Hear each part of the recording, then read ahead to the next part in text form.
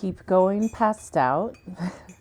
And let me know if you can hear me because the last time I used this attachment, I was heard fine. And help me if you are not able to hear me, please let me know in the chat. If I can be heard clearly, that would be fantastic. Mag, can you hear me clearly? You will let me know. Please update me if you can hear me clearly. Thank you for liking the live. I love you. You sign in and come into the chat, the live, and immediately start liking the live. So I would like to know if I can be heard clearly. I don't know if well, from those hearts, from the hug that you sent, I'm making the assumption that you can hear me. Okay, excellent. I'm so happy. Excellent. Thank you, Walter and Meg. Thank you. Look at, I have some great people that are always beside me. I did not say behind me. I said beside me because we're like walking together, arm in arm. Yay. I love that. Thank you, Walter, for the gift. And I seek to be transparent at every point, especially with my hopefuls, because Keith, Good Energy Keith, will be joining me on this live shortly. I had to push to get myself on here because I think this is my third live of the day. I came on this morning, I spoke, I completed the things I needed to do in my day, including my workout and follow-ups and calls. I stopped and I went into a Toastmasters meeting while I had a small break in my day today. And I put that on live. And then I came back and got back to work to work. And then I just felt like, wow, I am tired. And sometimes I find when we are fatigued, when we are tired, that for it's almost a small space of doubt. And what I'm sharing, Keith, is this is my third live today. I started with an early morning live. I go live earlier in the morning. Got back to what I needed to do, popped into a Toastmasters meeting, a physical Toastmasters meeting. And yeah, I hear the feedback too. I think this is from Keith's thing. I hear a little feedback. Let me see if I put my mic. If I put my mic on, if that will help. Okay. After the Toastmasters meeting and Keith, right when I walked in, they said, Hope, do you happen to have a speech available that you would like to say? And I said, sure, yeah. And I made up a speech on the spot. And here's the thing, when I'm talking about transparency, I want to share this because I think I have closer to 150 people on my side. Let me know. I felt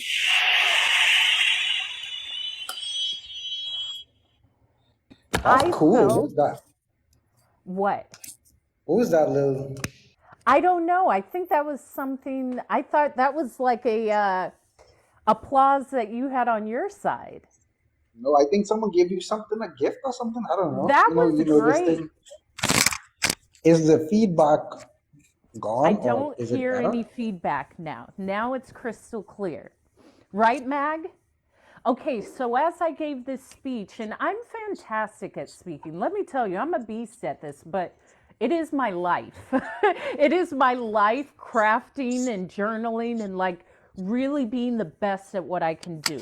Like I see speaking, I take it like Michael Jordan. I don't play and I don't speak about anything that I haven't done or am currently doing. However, when I was speaking and everything was landing, that doubt came out and I felt it. And I spoke about the fear of success and the fear of being seen earlier today, but it was serious.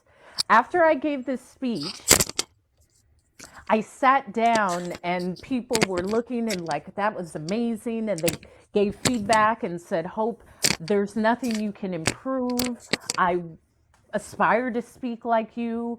Every word landed. You use your body motions, and every compliment I felt like triggered. Not triggered like this is terrible, but I could feel a ping like, okay, you're doing good. This means people don't like you. Okay, they're saying this, but you're really not this good. And I want to share this because I take this very seriously. Speaking, it is a gift of mine and I do craft it. However, it is still an art. And I'm still like an artist technically performing for people. But when I felt that today, it was almost on the verge of tears. And I'm sharing this because someone may see me and think like, wow, I wish I could be that composed. That still comes out. And it was enough where I had to physically like breathe as people were complimenting me. Yeah. I had to say, you're okay. And this is like, you're not showing off. You're not going to lose friends because of the good job you did. They are not making this up. You did well, and feel that. Stop pushing it away. Stop believing. Really, I had to tell myself, like, it is okay for me to shine. It does not mean that others will not like me. And it was quite a feeling. Thank you for the follow. It was quite a feeling where I came out to my car and I sat and I had to like do some work through that because I haven't been in front of a crowd. Well, last week at the same Toastmasters, it could have been that. It could have been a lot of things, but it's the fact that I wanted to share this because it was something that I felt, and I had to come and journal and say, wow, it still comes up where I don't want to shine because that fear that I've internalized for such a long time of if I do well, people won't like me. If I do well, someone may tease me. If I do well, someone may just be making this up and you're not really doing that well and don't think you're doing that well because you're not that great. Like, the reason why I can speak so freely is because I have to actively do the work with that. And when I felt it today, it was a shock. I haven't felt that in a really long time. And it's interesting how also when we move into different spaces, sometimes that old version wants to pull you back and say, you're not ready. I'm not ready. We're afraid, but you're ready because you're there. I don't ever believe you're in a space where you're not prepared because you're there. So you're ready. If maybe that's my courageous side.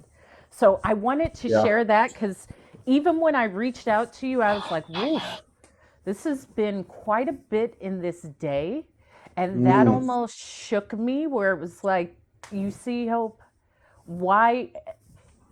Even after the meeting, several people came up to me. Someone wants to hire me for a event with their Realtors Association. Nice. To help with speaking. But even that, it was like, but maybe they're just being nice. Like, it was great. It was really like, whoa, okay. The great thing is I'm aware of it. There was a time where I wasn't. I'm aware of it. I know that I can journal about it or speak about it or just observe it and know where it's coming from. And that is a beautiful space of learning because there was a time when I wasn't aware and I Yeah. just assumed that was normal. Where does this where does this maybe to just be a nice idea come from?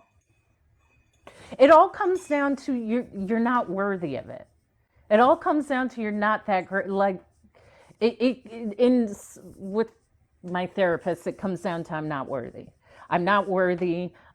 I don't want to be seen. If I'm good at something, which say I would have been in school, people won't like me because now I'm excelling. Right. And it was very new. It was very new, and it's still something I work with Yeah. on because when I was being evaluated, she was like, Hope, you walked in, you said, give me a minute, you thought of a title, you walked up, you gave this incredible speech, you incorporated the word of the day, you did this, you did that, I don't even know how that's possible. And in my mind, it's like, okay, I can sit with that, but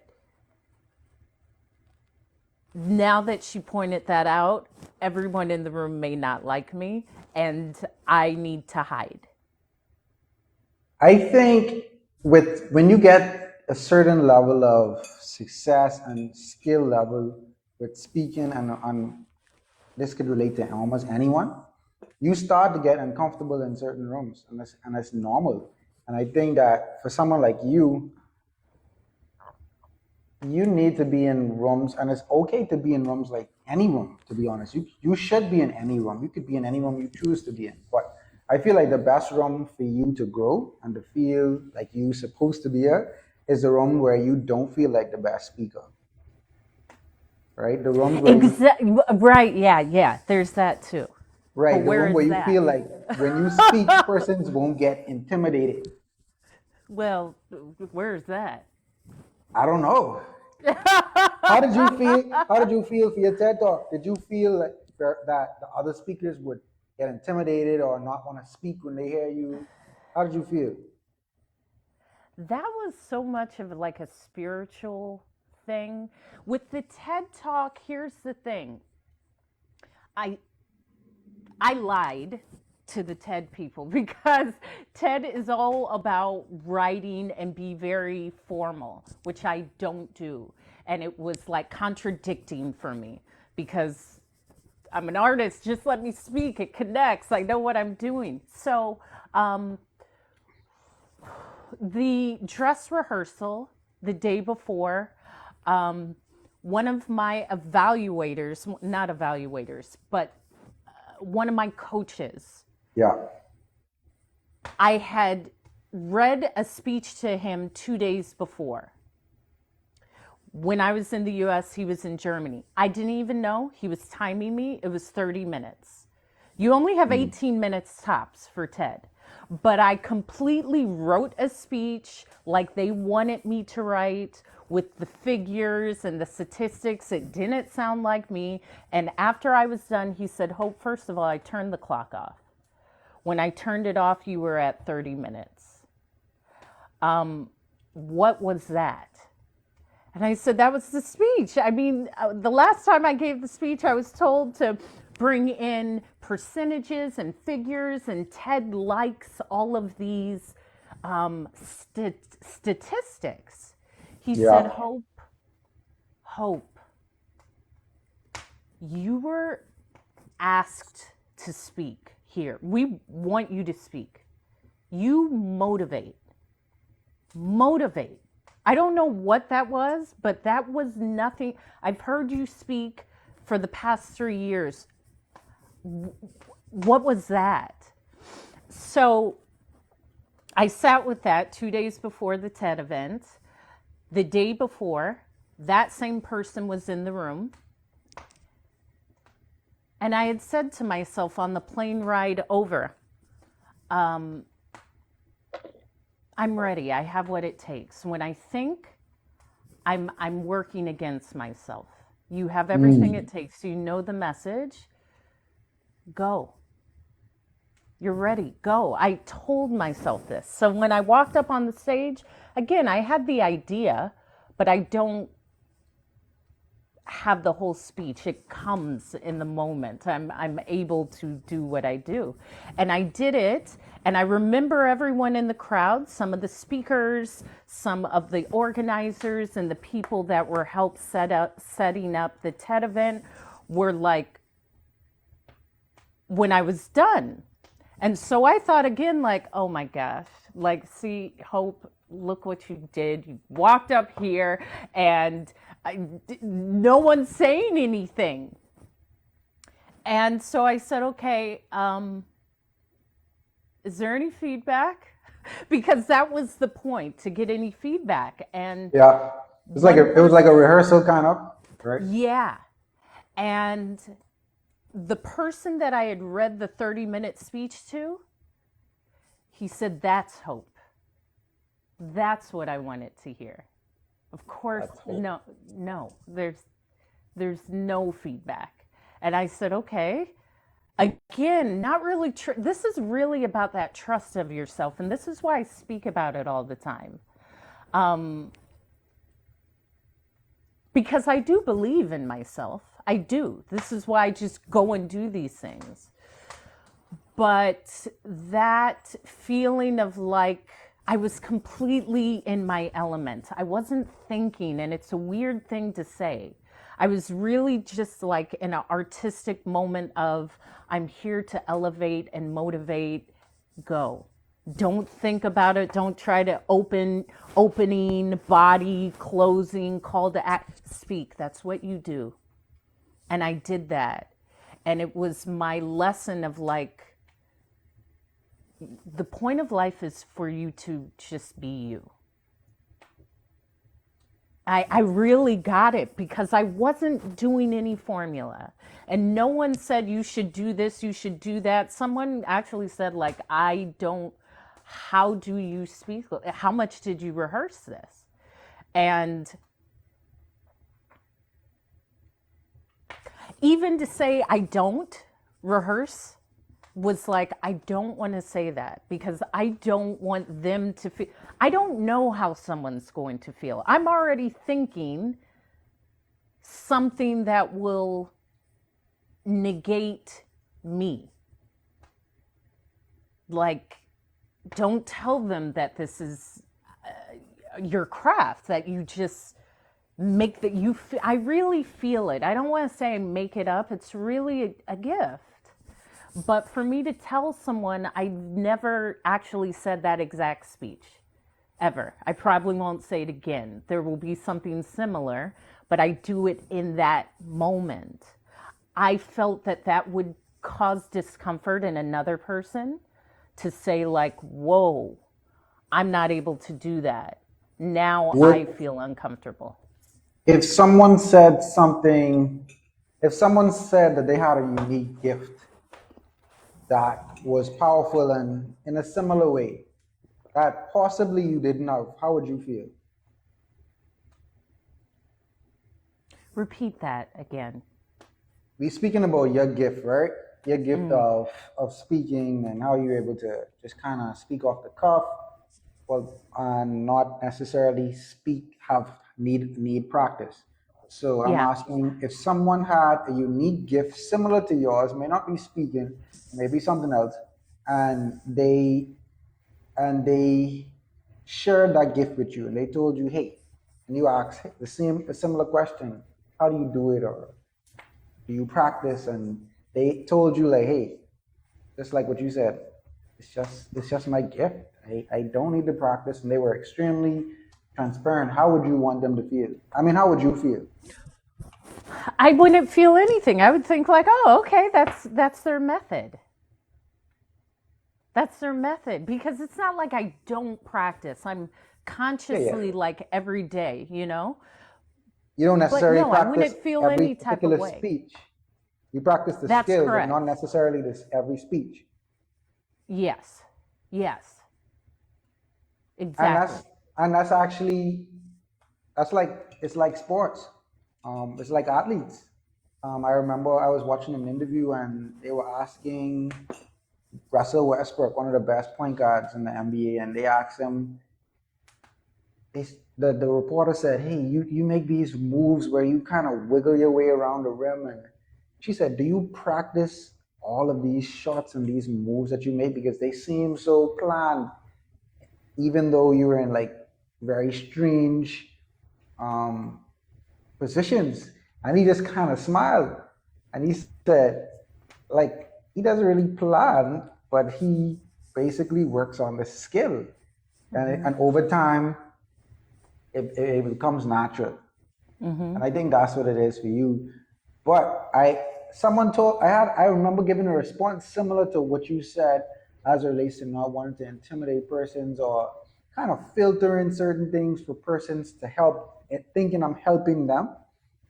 And they told me to see people the way you see yourself, or the way you want them to be, or to treat them the way you want them to be, not the way you see them.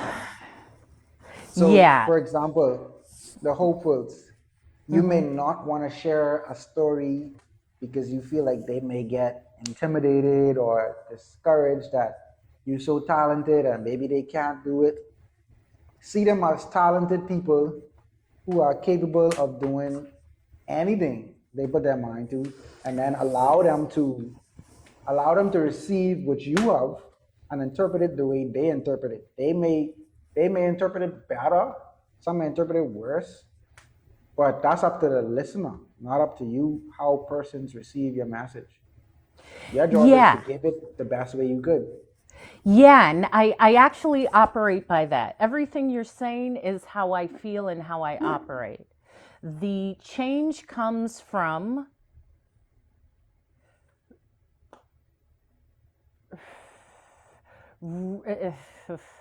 geez, this is like a therapy session. This is quite a day.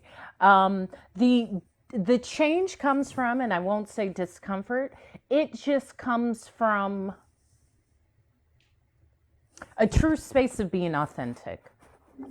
I think because I gave the speech, I went to the Toastmasters meeting, I went to sign in, and everyone was a guest except for 2 people.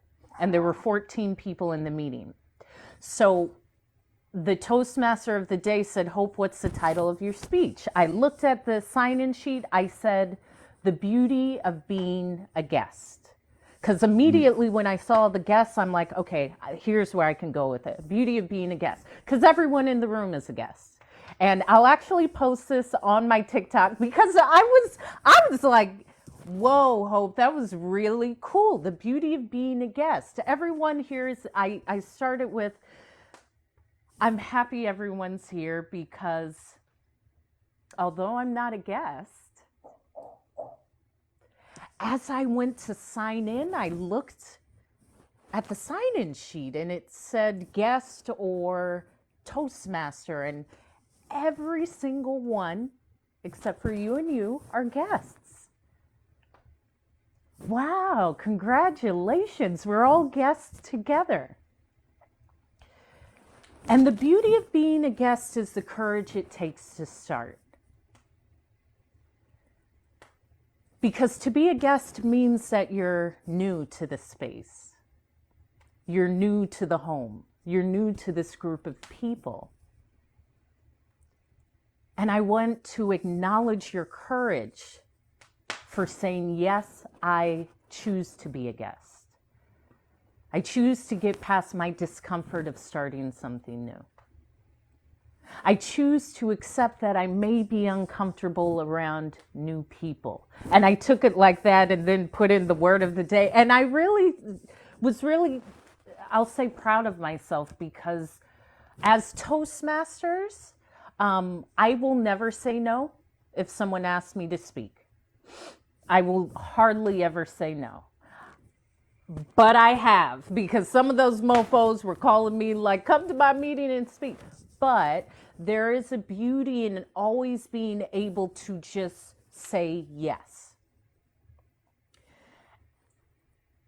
And the beauty of me actually feeling that, feeling like, okay, I'm feeling something from these compliments about my skill.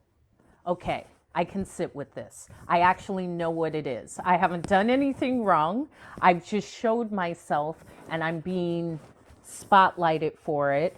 Maybe this is my inner child, the younger me saying, like, whoa, okay, this now means I'm no longer liked. I felt it. It's never about what people think. It's really me. It's me judging me. It's not really the judgment of others. So you feel at a certain point you don't feel relatable? I don't care about any of that. Let me tell you, But I'm that's not what it sounds relatable. like. My Like life almost is, like you want to be more relatable. I don't, no, no, no, no. I actually don't want to be more of anything. I am actually working to release that feeling that comes with a compliment. Relatability, it depends where I'm at. If I'm in Japan, I'm never going to relate to anyone. Most people won't relate to traveling for 15 years. Like that, there's a relatability with a human. I don't really seek to ensure that my life mirrors yours. What I seek to inspire is how whatever happens in our life is yours individually or mine individually. However, as humans, we share the same things. We share love or happiness or joy or not feeling worthy. That's it. It's actually not about anyone. It's really something that I just saw I will have to pour more love into. Yeah. You Well, know? I hope you do that because yeah, like you say, you don't need to be relatable. You need to just be you. I mean, a person's feel some kind of way because of the talent you have or whatever, and then compliments is hard. I get it. I actually do kind of have like a weird relation to compliments. It's like, but for me now, I kind of let them slide off my back too easily, and now I find Okay. myself trying to basically take more time to appreciate it. The fact that someone Yes. took the time to say a kind word, Yes. you shouldn't just Yeah. let that take that for granted. Yeah. Um, because they didn't just say it to make you feel good. They didn't have to Yeah. say it. No one gave them a gift or like money for saying Yeah. it. So they actually meant it. Yeah. So I try to take note. Even sometimes I star messages in my phone with certain if someone say something nice, I would star it so I could go back later. Hey Edens, what's up? Good to see you, Hi, bro. Edens. And hi, Detroit, Sean. I saw you. I saw you. I saw you. Yeah, that comes down to love, self love. And I've gotten back into, I'm really pouring into myself. That's why I'm speaking about this. Even my ring that I'm wearing, I was like, Mom, look, I'm wearing a ring on my ring finger. She's like, every finger is a ring finger. That's what she said. Yeah, because it's the truth. Every You could put a ring on any finger, but uh, anyway, um, I've started saying I love you right when I get up in the mirror. Like, I love you 10 times. I love you, Hope, 10 times. I love myself 10 times in the mirror. Like, boom. Affirmations, right? That's what you Yeah, call it. and telling yourself you love yourself. It starts changing some things and like, I love my life. there you go. There you go. Say that in the mirror so you can see yourself saying it. Yeah, it's a nice song that says that. It's a Jamaican song. By who? I love my life. I don't know. Okay. We can I find wish that I out could at tell some time. you. We can find that out at some time. That's Yeah, easy. yeah. There's the internet for that. Yeah. So, It's a yeah, that reggae was or my it's a day. reggae or dancehall song about pretty much everything. Okay. Yeah, quite a full day for me. Quite a Thank full you, day. Gary. I haven't said your name in so long. Out What loud is like it? that. My friend Gary. Gauri. Gauri. What's up, Gary? She's gonna just Did laugh. did I Because say it? it took me maybe 3 months Yeah. to say it right the first time. She's a Toastmaster from Asia, but I'm trying the Okay. name Malaysia. Oh, Malaysia. Okay. Ah, like that competitor. Did you ever what's his name? He was in the international speech competition. He wore a beautiful bow tie. I remember being online with him at a competition and then actually meeting him in Nashville 2 years ago. And I was like, I was the Toastmaster for your competition. So, yeah, I've gone to some of the meetings in Malaysia. I cool. I've been to a few too. Yeah, She invited me to some. So I've been, we had our times where we did our rounds. yeah. You Oh, spoke? You yeah. spoke in Malaysia? I don't believe so, but it's possible. I spoke everywhere. You did. Yeah, I did. you've probably been to Africa. Well, Africa, that's Yeah, like of a course. no-brainer for you. Yeah. I was actually looking at Cape Town because now I'm like, all right, when I move, first of all, I'm getting You that. want to move to Africa? I would definitely go. Yes. That's the only continent there in Asia and South America I haven't been on yet. I've only done North America and Europe. But I would That'd be definitely, dope. now I'm looking like for a year. So you can go anywhere with as a digital nomad. So I was looking at Cape Town because I have to have my beach. I have to have salt water. I have to now it does get cold in South Africa. They actually have seasons, but it's beautiful and I can hike and there's mountains. And so I was looking at different neighborhoods because now it's like where will I be next? Wherever some cities call me and I'll go and I'll be there for a year. I'll just rent a place for a year and make a life. And if I want to stay, I'll stay another year or two. But there's a few cities that I've been looking at because sometimes I get tired of being at home already. That's a life, though. That's nice. That's nice. Thank you. Yeah, you in compliments, right? Well, yeah, because even then I want to say you can do it. Hope, take the compliment. And also, I'm used to that. Like working as a flight attendant, I'm not bringing furniture. I don't even need clothes. Get me there, I'll build a life. I'll meet people. I love that. I love that. And I'm ready to leave the US. The US, like, Americans annoy me. And I am American, but not really. You're American by birth. I am, and I don't feel like it though. Because when I talk to people, Americans don't even know about like social health care or how not to like have a gun or How not to have a gun. like I talk to people and they're amazed that most countries the police don't carry that. Yeah. Wow. Really? There's more countries that the police are not armed than there are countries where the police are. All of I didn't know Europe, no that. one's armed. No one's That's armed. The police aren't armed. They don't where? walk around with that. What? Throughout Europe, throughout the whole of Europe. Wow. Hey, Lindsay. I did not know that. That is a fun, interesting fact. Yeah. Or you You just learn you can't learn something own new it. every day, right? And yeah, and from traveling, like there is a safety concern. And I only learned this really once I lived in a country where you can't just buy a firearm. There's you really can't be in a shootout.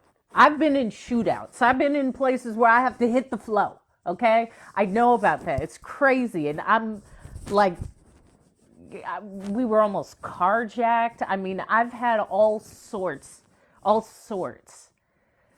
and there's places where that like never happens. Sign me up for those places. Well, they're usually cold. The Bahamas is safe, guys. Yeah, the Bahamas is safe. Listen, if you live in the U.S., you need to be worried about your safety. The U.S. is not even in, I don't even think the U.S. is in the top 100. I know it's not in the top 50 safest places in the world. I love Costa Rica. I spent a month there. Oh, now it would be 2 years ago. And that's on my list too. I have some Mm, cities that are next. I, love it. yeah, maybe I, Bahamas. I learned a very, speaking about learning new things, I learned a very simple word. Was it last week that I didn't know? Ableism. Ableism, to enable Ableism. someone to do something. No, ableism is like, it's pretty much, it's in regard to persons who are disabled Okay, versus, it's pretty much comparing able disabled persons to able-bodied persons in some way. sure. Yeah. So, for example, saying, one bad example, what the writer or author had encouraged us not to do as speakers is to say, well, look at Hope. She she's not able to do this, yet still she perseveres. And I said, Hope may not, just say you were, being beautiful may was a disability, right? Well, baby, I'd be all the way in the wheelchair. No, Right. So you may not want to be a disability advocate, or you may not be carrying out your life as if you were strong. You may just be being Hope, and then someone just comes along, look at Hope. Like um, that could actually hurt that person more than encourage them, especially if their goal isn't to be some kind of prime example of strength or power or perseverance. They literally may just be trying to live their best life. They're not trying to inspire you through their disability. So yeah. ableism, I guess, is able-bodied persons kind of using disability um, loosely, even if their intention is good. That's my Okay. under, that's my understanding of it. And it's funny because when I learned the word, I had a thought that was very similar the same day I learned the word. And I was like, I thought my thought was so noble. And maybe it came from good intention, but I didn't know that there are other sides to it. Because just because you have Yeah. good intention, it doesn't mean that you're not hurting someone, right? And Yeah. Okay. but I think it's good to be aware, and it's not to say you can't use examples like that. It's just to be aware: does this person have a mission to do this? Now, if there is a disabled person whose whole platform and their whole life is about encouraging persons to be strong because they can do it, then that's probably the perfect person to use in that example. But I think what they're getting at is, don't just take any disabled person who survives and lives and eats and breathes and say they're strong, and use that disability loosely. So it's a Yeah. good consideration for, especially for people like us, for speakers, because we always pull in from everyday references to try to inspire persons, and sometimes they may be an easy target to try to inspire someone, but we don't even fully understand what they go through. So we have to be careful how we use their life and their struggle without their permission. Well, I feel these 3 points. Beautifully said. Thank you, Keith. how intelligent you are. Look at this handsome young man. Mag, don't say a word. You know, I love to be around a cute brown fellow. And he happens to be impeccably well spoken and a great friend. So, I didn't even really introduce you so much, but this is Keith, who is the speaker, and he's fantastic, based out of the Bahamas. We met through Toastmasters, and he is here every Tuesday, and we just talk and have a conversation like this. So he knows the speaking profession, and we're both striving and thriving as speakers.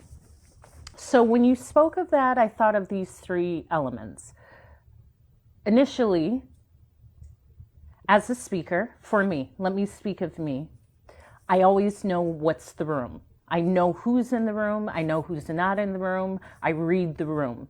And you've heard this saying, read the room. Most of you Yeah. mofos don't even know how, because you don't think of it, but it shows. Read the room. Just be aware. And let me use a real world example, because I know business and streets. I'm well versed in the world.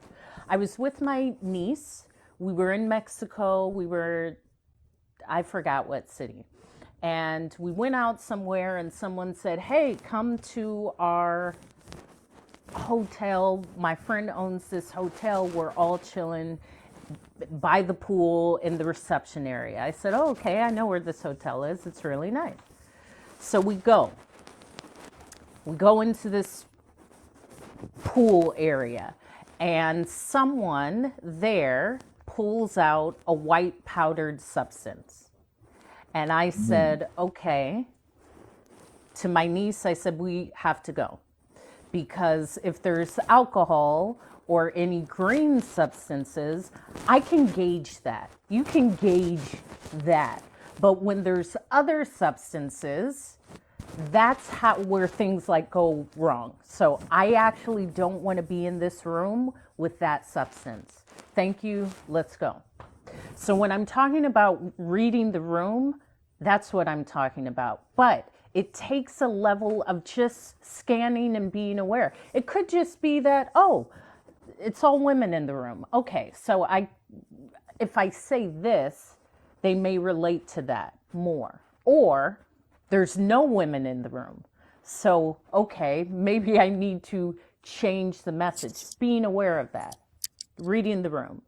Secondly, everything that I say always comes from a space of love.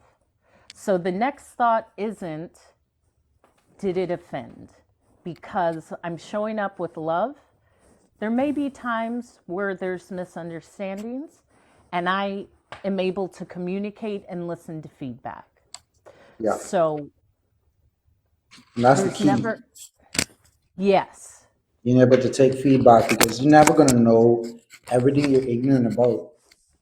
It's cool. It's good to learn new things and be less ignorant, because we all ignorant to something at some point. yeah, But the key is to there's, be open, because you never gonna know everything, and you're gonna keep learning every single time if you yeah, open to learning. yeah. Yeah. I'm listening. I'm And listening. And the final thing, this can be for everyone, not just for handicap. This can be for a person of color. This can be for a trans person. This can go for anyone. And I say that because, like how I joked earlier, like I am American by birth, but I'm not American. Let's take that label, American. You can't assume everyone with one label adheres by your thought of what that person is. Did you Yeah. take off your microphone? Is it that bad? Yeah. Can you Because not hear with your? I'm in a weird dilemma. My Okay. battery is at 20, so I had it Okay. on. I had my phone on charge. This is what you got to do then. That's okay. We'll work with it. We're learning. On a scale of 1 to 10, how bad is it? Just curious. I'm just curious. Oh, 3. It's minimal. It's noticeable, but it's not like reverberating all the time. Okay. Is that correct, Mag? Because I only hear it like in certain points. Once it gets Yeah, to like charge. 40, I'll turn it off. Okay. Thank you, King, for liking the live. Thank you for liking the live. Um, yeah, this is a high level conversation because, as I told my niece, if you're in tune, or me as a speaker, when I say I'm always studying, I'm in. This is why I talk to people all day. Like, I like to talk, to practice and understand people. However, most people are not aware of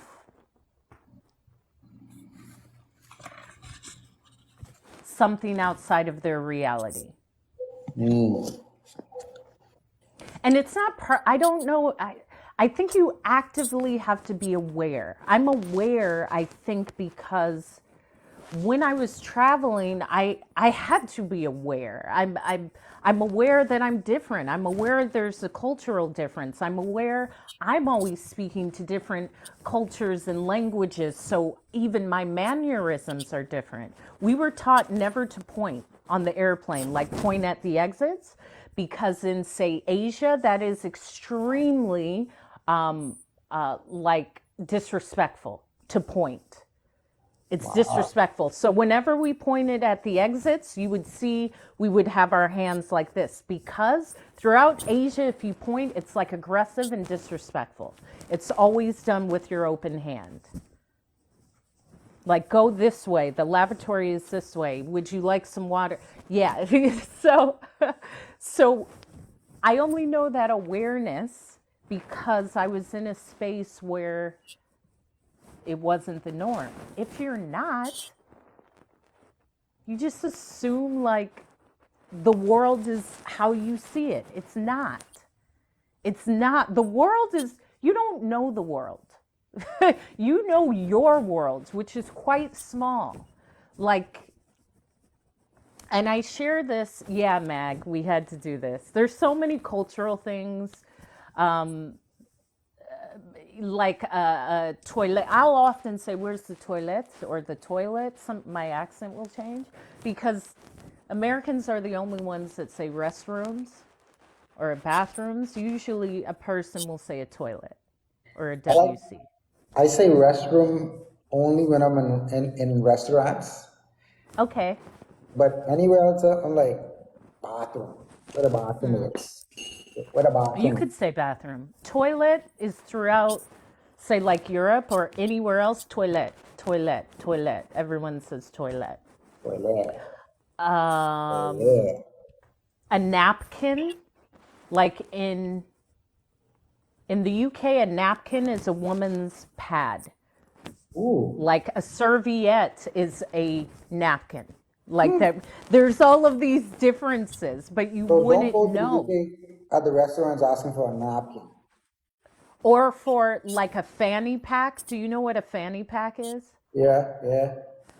Okay, well, you only call that here in North America because a fanny in the UK is a women's reproductive body part. Funny.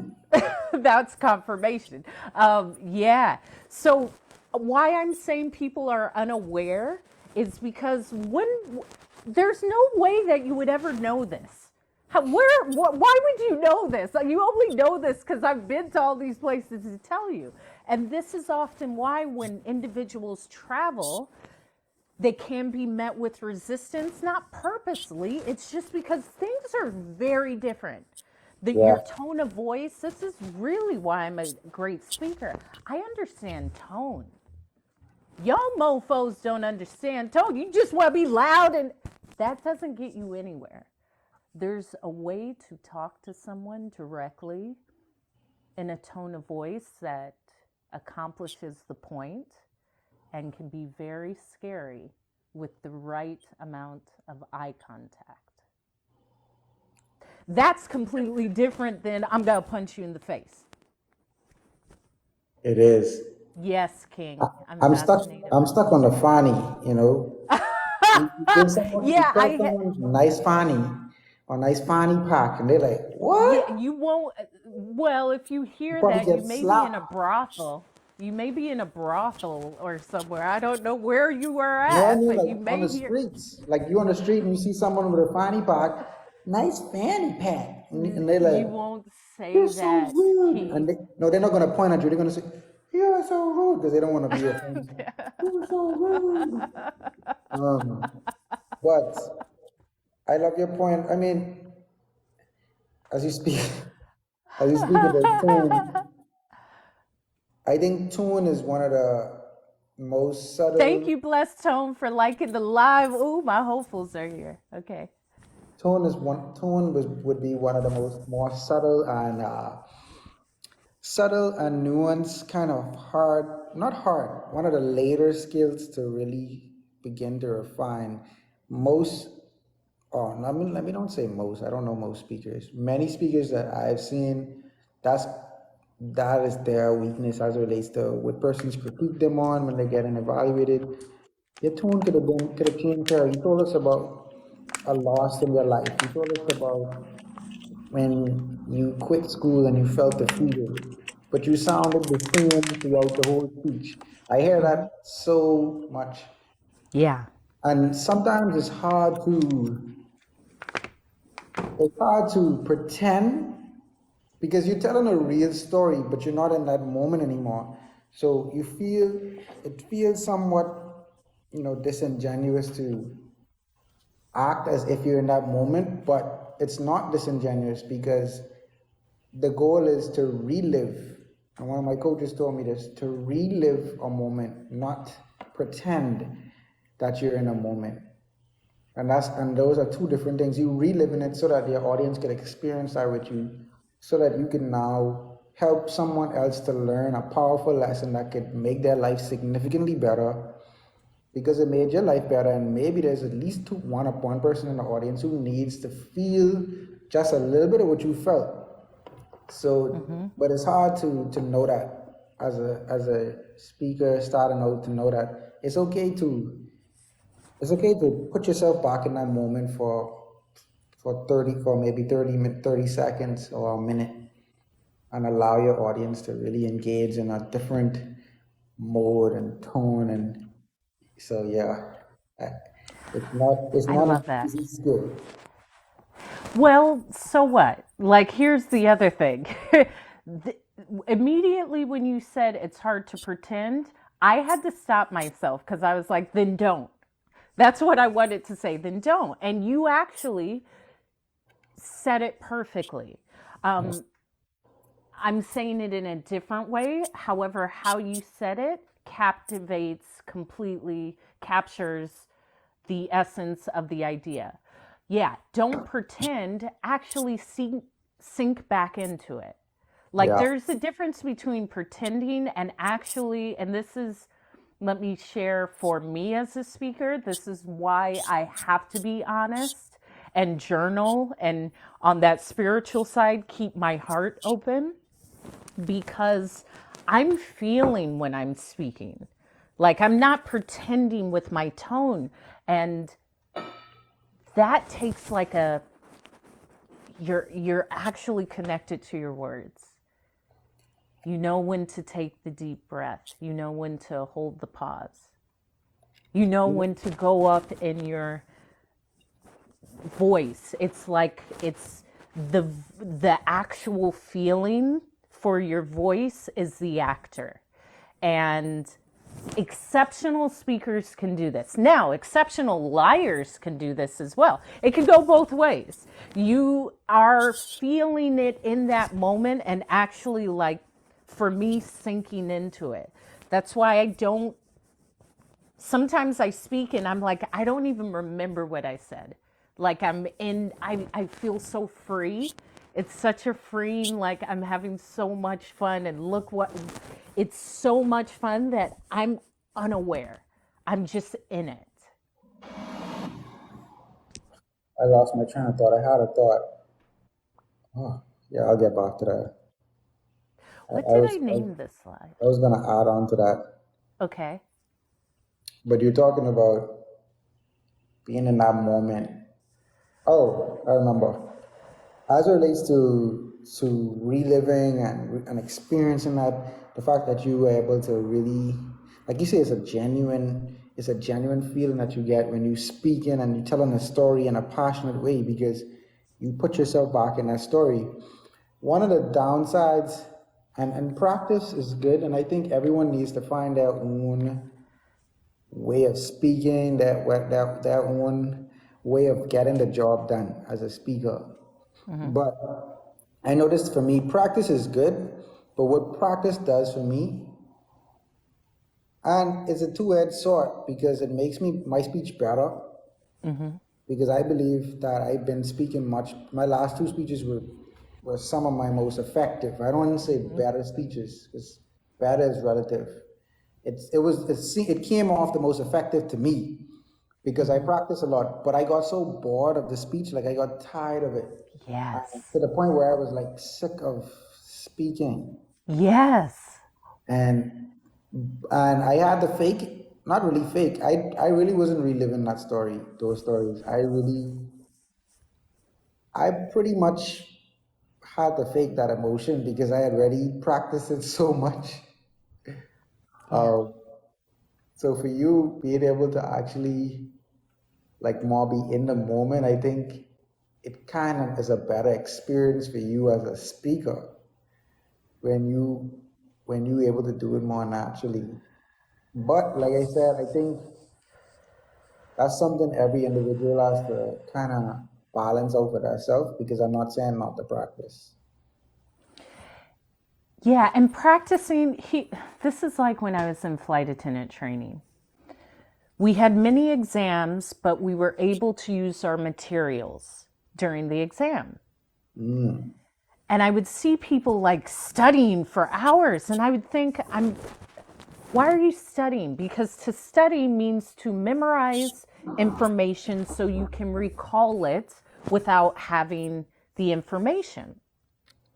But when we take our exams, we're able to have the information. So I understand like reviewing because I'll go over and read things, but I'm not going to hardwire information into my brain that I can just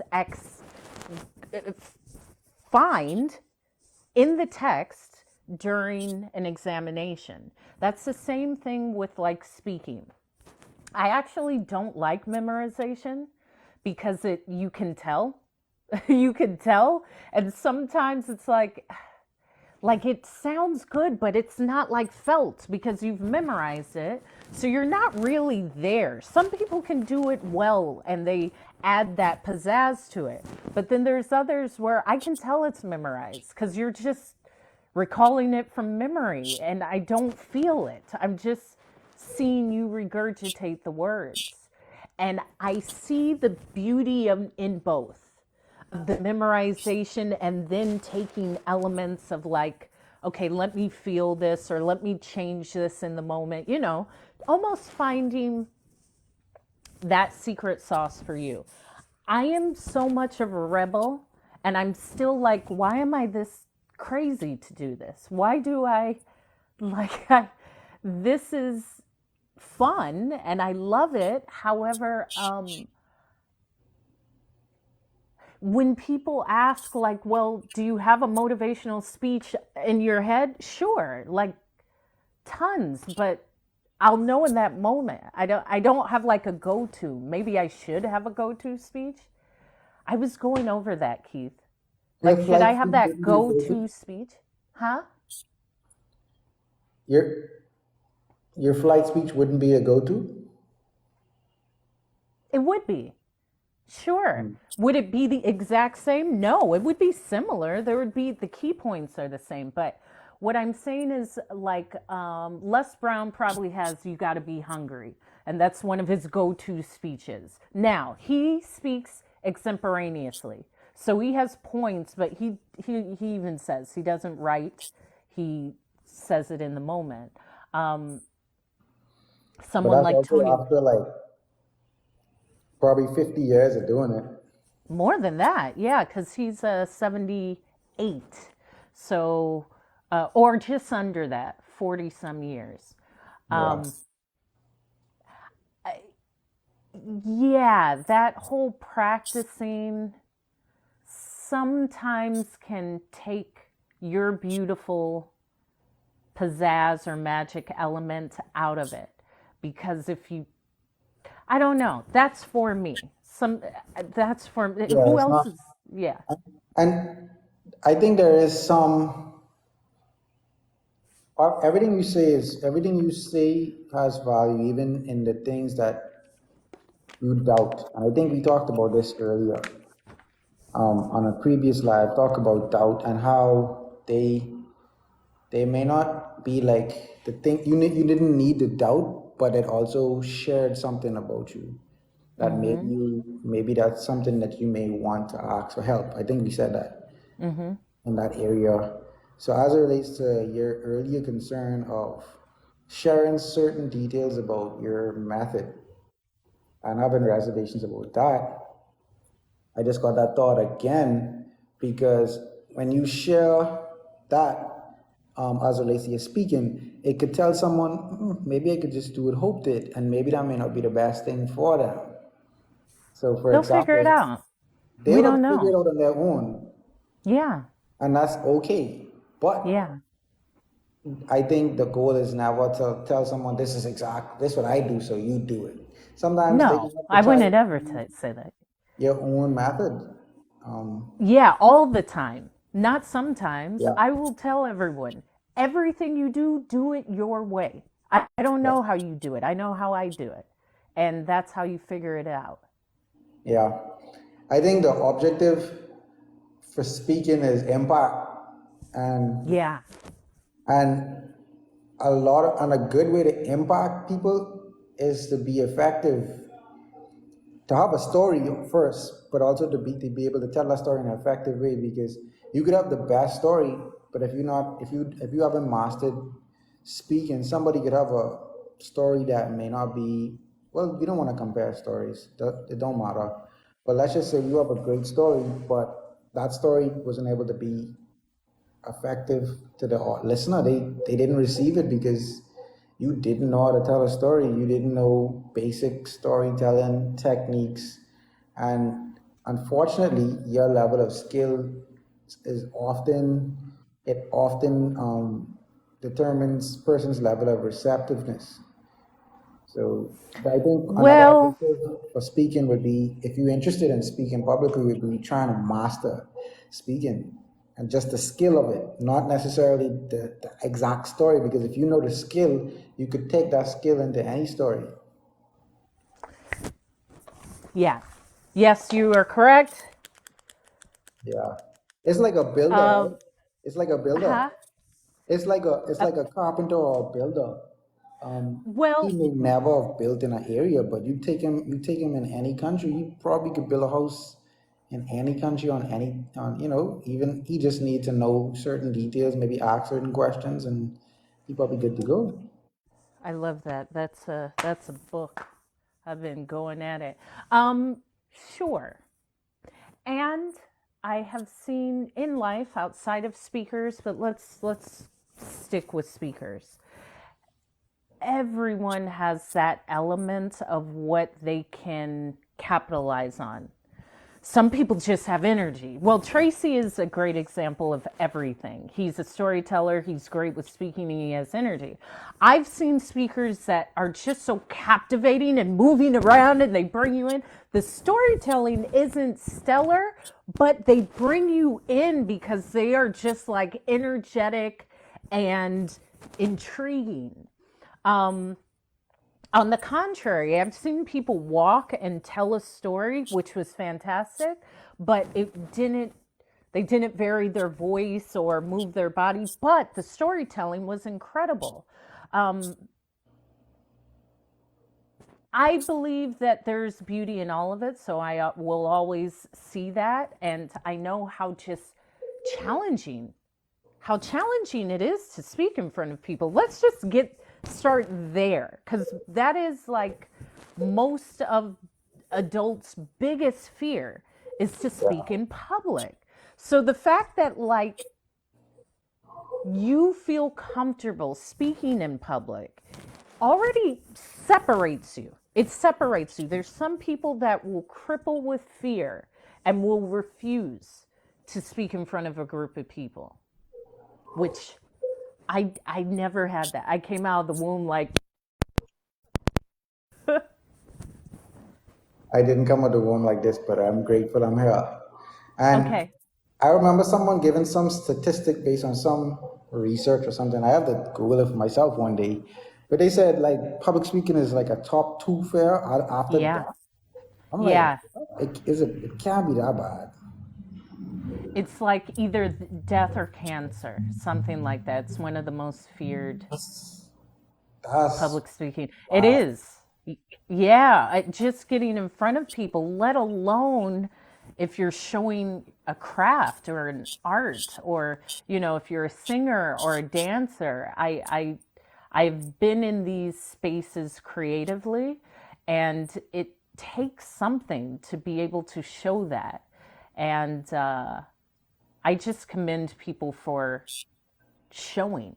It doesn't matter your skill level, because Showing up. most people won't, not most. There are people that want to but just refuse to because of the fear of people seeing them do it. Yeah. Just showing up and just trying is enough. Really. Just having that Yeah. willingness. Once you speak, whether it's good or bad, you can be good at it. Yeah, it's a skill. There's mastery. Master it. That's kind of Yeah. why I left flying. I mastered it. I mastered arranging my schedule. I mastered not getting fired because they tried to get me. And like, you can't fire me yet. You can't fire me yet. You master being able to speak to people. That's where I honed my speaking. You can tell anyone anything with the right tone. Yeah. I can be speaking to Yeah. you and wanting you to jump out of the plane, and you would never know because of my tone. Um, And you could fire someone and they leave empowered. oh, yeah, definitely. If If I you wasn't fired before, I wouldn't have gotten that job. I wouldn't have been led to that. were you empowered when they fire you? Like in the moment because of the way they did it? Well, I left and took a lunch break for 2.5 hours. So it wasn't like, it wasn't like, it wasn't like it was like, they fired me out of nowhere. No, it was kind of like definitely my fault. Like, and I don't even feel badly about that, because now I can share with you. Don't take a 2.5 hour lunch break and just come back. That typically doesn't lead to continuous employment. And I was like 20 or 21. That's what had to happen for me to learn. Because that's what I mean. I believe like they love me. I can leave for two and a half Yeah. hours and then come back. Nope. And I went with my boyfriend. We went to eat and then went to someone's house. I think we went to smoke, and we came You was back. having a time. I was, I was, but we were just kicking it. I was like, oh, shoot, I got to get back to work. I was a makeup artist. It was great. I made my own schedule. Even this was 20 years ago. I was still getting like $52 an hour. I mean, it was incredible. And I don't know. Listen, how much an hour? well, I was employed. It was either 47 or $52 an Gosh. hour, because I was At there. 20?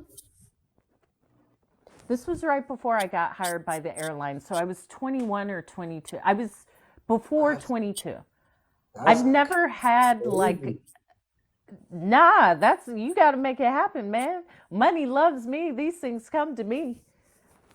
It That's was crazy, crazy. but the great thing was it came to me. Like, I was working at the makeup counter in the department store in Macy's. I wanted to be like a professional makeup artist and use that to get into modeling. And then I was like, if I want to model, just model. Like, I don't have to learn makeup artistry, but I always loved it. So I worked in the department store. And I got to a point where I said, okay, I've been here like a year and a half. Um, no, this isn't it. I do love makeup and I'm great selling, but I need to go up a level. So I quit. The actual makeup company came to me and hired me as a basically a consultant. I was like a contractor. So Mm. because I had a higher base rate because people Quit. would come for me.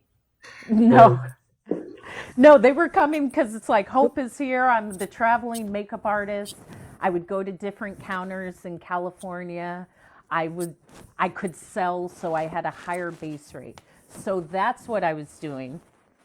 And then I took the 2.5 hour lunch break and I came back and I just walked in to the store and the counter manager came around the counter in the department store. She's like, Hope. I was like, hi. She was like, what are you doing here?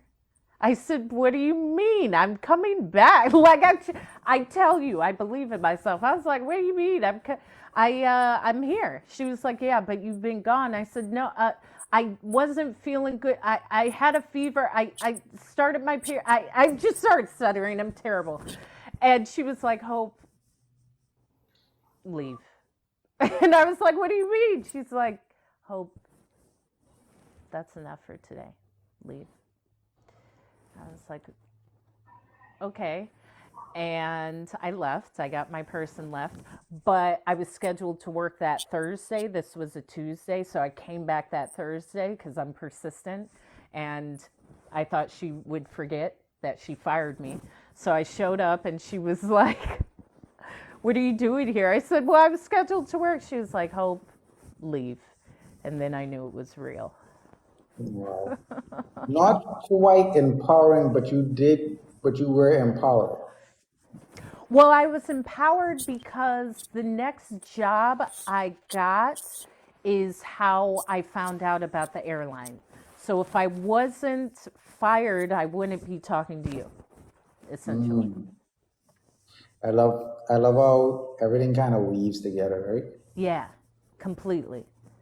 Um, Completely. I think all of us And have a story like that, at least, and that's the thing. Everyone has a story. We all do. Like, whether you think you have one or not, we all have a moment that in our life that helped to define something significant to us. And that's us. That if you can't, I just start thinking of this for the first time. If you can't think of a story, think of something like what Hope said. What moment in your life, if it hadn't happened, you wouldn't blank, and let that wouldn't be something great, something you actually proud of, something that makes you happy. I think everyone could fill that out.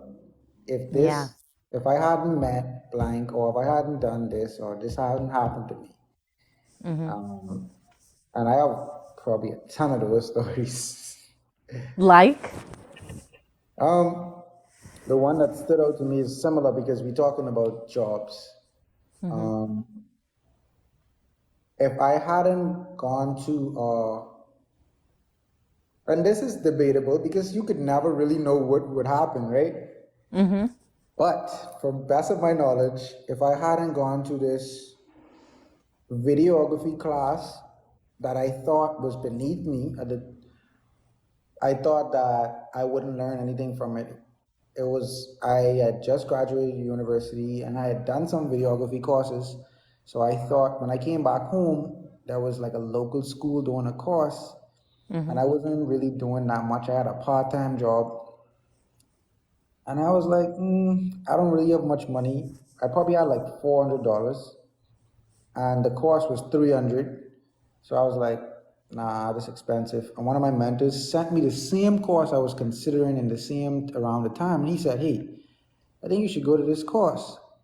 And I was like, well, because he said it, it kind of made it a little more interesting because it's like I was already thinking about this. What are the odds that he now sends me the flyer?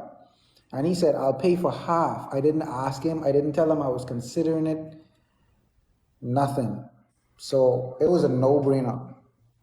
I went, still didn't think I was going to learn much. And I was right. I didn't learn much because it was an introduction to videography. After doing 2 production courses and actually being in the field a little bit, it's kind of not much you're going to learn from an intro class. But it was the people that I met that helped to propel my career. One of the guys I met, he encouraged me to start my own business and to take Okay. myself more seriously. Because of that conversation I had with him, maybe 2 years later, I changed my Instagram name at the time to the name that it is now, my business name. Okay. And I started to put myself out there more. The lecturer for the course was the one who recommended me for my job that I have now, which is primarily a video-based job. And I never saw that coming. I did this course in 2018. He recommended me in 2024. And here's the kicker. The job he recommended me for was the job he had, my lecturer. This is the job he had just left. Okay. So I literally replaced him at my current job. Wow.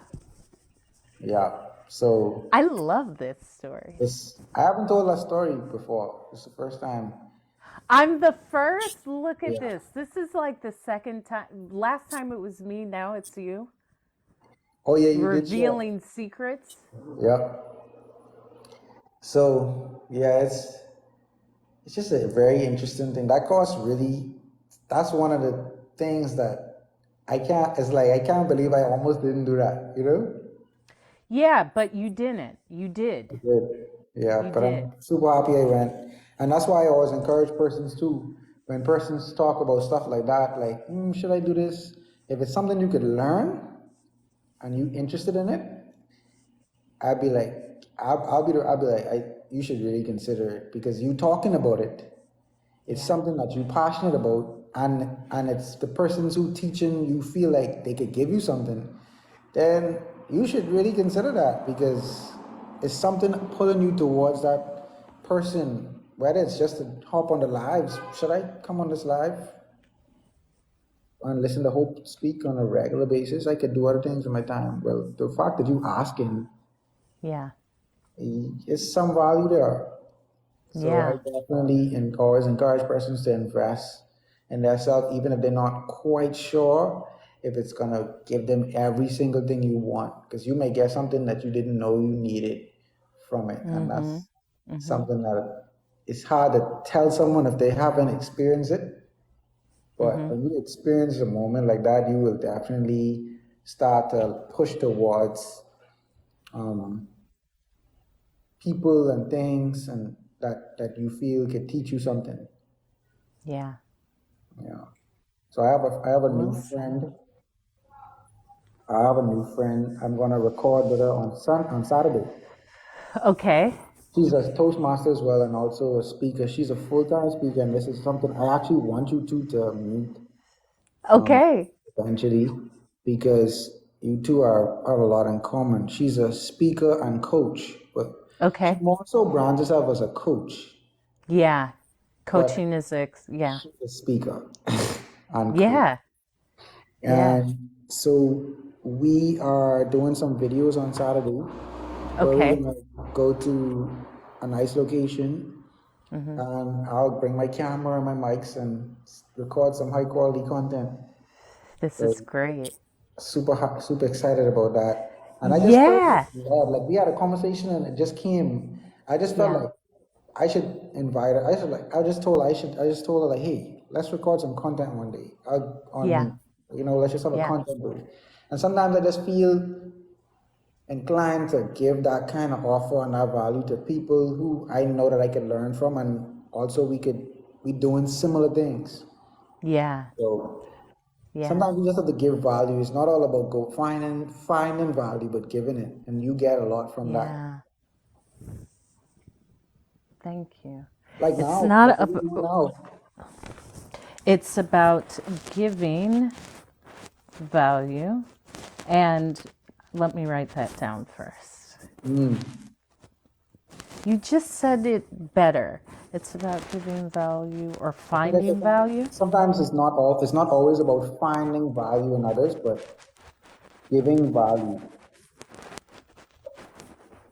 Not about finding value in others. That's really beautifully said, Yeah. Keith. And that is beautiful because, yes, sometimes it's giving value. And when you're speaking of let's go create content, some high quality videos, that was really my thought process behind going live on TikTok. Like, if this is what I do, then it'll give value. Yeah. Like, let me maybe this is valuable, and seeing when people find value or reciprocate the value or support the value that you share with them. And how beautiful it is as a creator, whether it's just anything. If you create, you create, whether that's with paint, whether that's with food, whether that's with clothes. If you're creating, you pull people in and you see it's like a symbiotic relationship where you're creating together, helping each other. Like truly, really, that's a gift of another human being. Yeah. Like everything is just like cyclical and helpful. And you always could learn something. They can always learn from you. I think the Yeah. key is being around the right kind of people. People who also who see value in you. Yeah. And you know what? Everyone will see, first of all, you are always the first to see the value in yourself.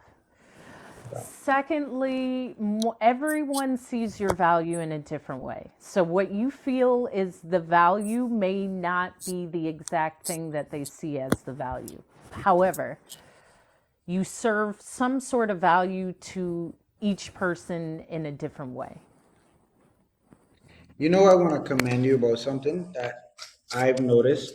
I don't know how I don't know how aware you are of it, but you made a very, and I think I've also done it as well. We both did it, but I'm just super impressed with the way you've grown in that way. I think we are okay. We are more okay with disagreeing blatantly with each other on personal calls. But when we in on lives, we tend to Diplomatic. be You more you're diplomatic because we don't you want to have come yeah. across argumentative. But what I've noticed is we have been able to, in a very short time, going live with each other. We've been able to disagree, not necessarily disagree. We've been able to share differences and opinions almost seamlessly now. And Yeah, this is just that's our how it third should be. live. But the first Yeah. two, I think we were just being our regular, like, and it wasn't as seamless. And I love how seamless it is now because it just makes for better content when we could seamlessly, you know, Yeah. Yeah. have different opinions. Yeah, and that's the point. I'm really intelligent. As I said, I've been around a lot We of know. people. Yeah. Yeah, exactly. They always say the people that say that, if you got to say it, you probably aren't it. So, stop it. It's like hard to not say it. Like you think about it. So Nah, I got to remind people because some of you think you're smart and you're not. You're smart to the people around you, but you're not actually really that smart. I'm being very honest. However, uh, it's not the never hopefuls about though. disagreeing. No, not the hopefuls. Come on now. Come on now. You're a part. Come on now. It's never about agreeing or disagreeing because that means I'm judging how you see the world. I am enlightened past that. It's only about observing and holding space for your opinion. That's it. I don't even care to. most of the time I am swallowing the fact that I want to say I don't care. When someone, if I say, Yeah. oh, I bought a red shirt, oh, I hate red, I don't care. Why do you tell me what you don't like about some? That takes up so much of life for me, for me. So it's never like I disagree. To me, everyone's right. It's not for me to disagree. It's actually a bigger level of understanding to hold that opinion as its thing. Just like hold it without judging, without labeling, without debating. Just it's there. That's okay. All right, sure. Yeah. Whether it's what I think or not, that's not the point. The point is to observe it. Right. And I think it's okay to observe someone's opinion, have a different one, and share yours respectfully. Yeah, or even if it's not respectively, that's okay too. All of it's okay. I actually don't care when I say that. I don't care in the most respectful way. Meaning, yes, that's how you see the world. I'm not going to negate it. That's how you see the world. No, I mean, for example, someone has an opinion. You don't care about their opinion. You don't agree. Well, you don't not that you don't care. You don't agree with their opinion.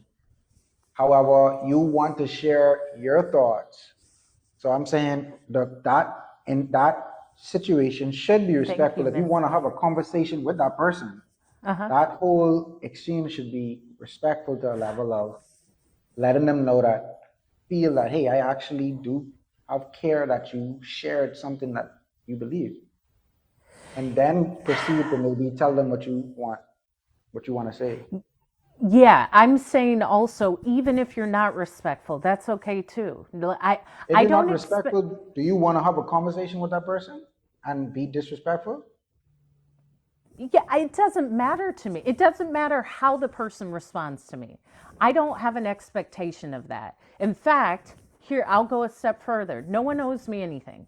To me, no one owes me respect. Nobody owes me anything. Now, how I show up in life, there would possibly be no way for someone to be like, I met this girl Hope and I punched her in the face because she was a terrible person. I don't put that out. If someone is not respectful, okay, I don't even push up against that because communication can be difficult. And also even holding space for another opinion. Like that's Mm. actually a pretty high level thing to see someone else's opinion, specifically like with religion or something that can be very hardwired. So that's why I say if it's met with disrespect, I understand where that may come from. I don't negate that. I'm not even going to push up on that. In fact, I have compassion because it can be really uncomfortable to be met with an opinion that really creates a question of what you believe. Sometimes it's that, like, wait a minute, that can't be true. Because okay, well, then how can I be more compassionate in this? In all actuality, I'm telling you, I don't care. Like, this could be me being an 80-year-old woman already. I don't care to, like, talk about how you see the world. I actually don't. I don't. I don't. So what's the purpose of having exchanges? It's not, I don't. I don't have exchanges. I I mean, like really what don't. we do it. I feel like we do it all the time. Yeah, but anyone I would have an exchange with would be worthy of that exchange for me. More than likely, that person will know how to communicate and regulate their emotions. More than likely, it would not be a human being that is not well versed in regulating their emotions because there's very few people that are around me. I just curate my life well. If it's on the internet, I really don't care. And it doesn't mean anything. To me, I got to a point where I'm not getting a trophy for this. No one's keeping a record of this. This is not bringing me money. It's actually serving an ego that wants me to share something. Okay, it just doesn't hold the space in my life to even. I will always listen. I don't care to go back and forth though, because to me it really means nothing. Whether you believe me or not. So I believe you, but you did make you clarified it for me because I thought it was more like just broad, but it's more or less the people you spend that you actually spend time with. You already have a certain you've already vetted them, so you know that Yeah. they will be respectful. So now you're speaking about everyone outside of your immediate circle. Right. Thank you, Miss Light, for liking the live. And what's up? Oh, wait a minute. Miss Light, who said, I see an amazing human. And then Miss Light also said, your disrespect won't matter. I can grow from being around it. Boom. See, that's it. Everything to me, I can grow from. I'm also The cool as a hopeful's cucumber, coming. baby.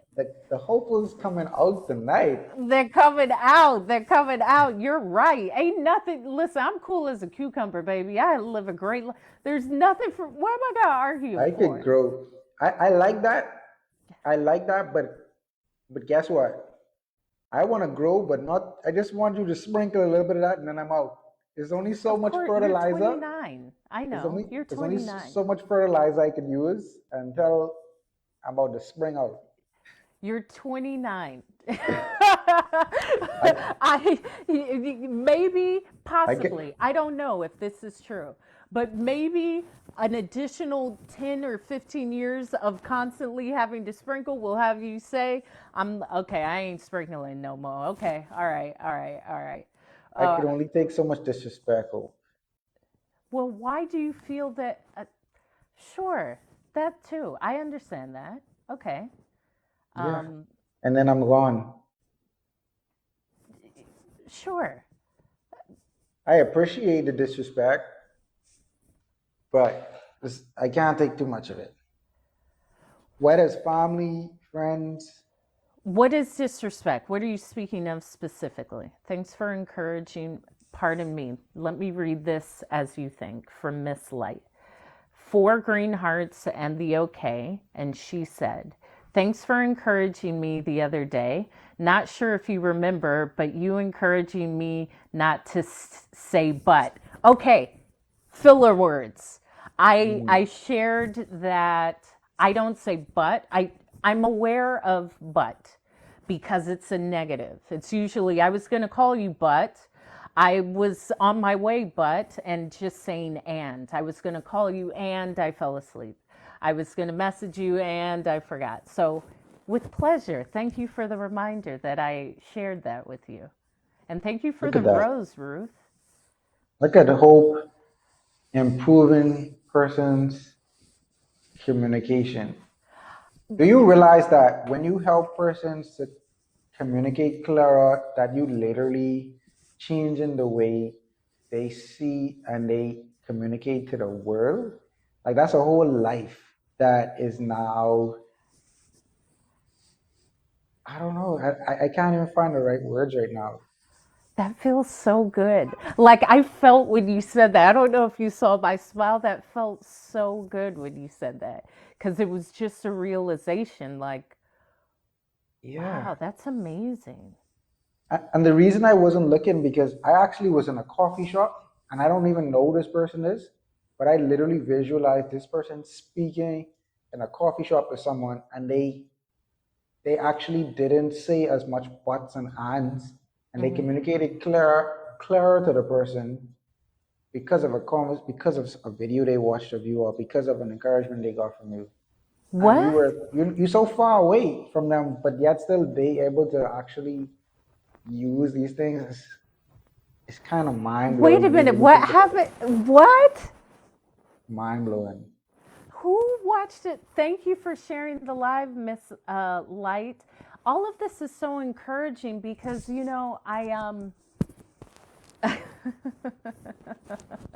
I'm always transparent. This is making me, it's just reinforcing what I've been putting out. And I've shared with Keith, I really do this. I live this. I do this daily. I'm before I messaged you, I was like, I'm so tired because this will be the third time I'm talking, but I've been receiving a lot of feedback. Mm. And someone actually, a neighbor of mine said, Hope, I remember you rollerblading and you're singing and you have your headphones on. And I was like, hey, girl. And I was like, hey. And she said, I went to the sporting goods store and I thought of you. And Mm. I got some roller skates and I brought them home and I put them on and I fell and I heard your voice say, it doesn't matter, get up and keep going. And I kept going. You've encouraged me. She told me this and I almost started to cry like, whoa, it's such a beautiful feeling, but that I forget because I'm just doing it so much. And Yeah. sometimes I'm connecting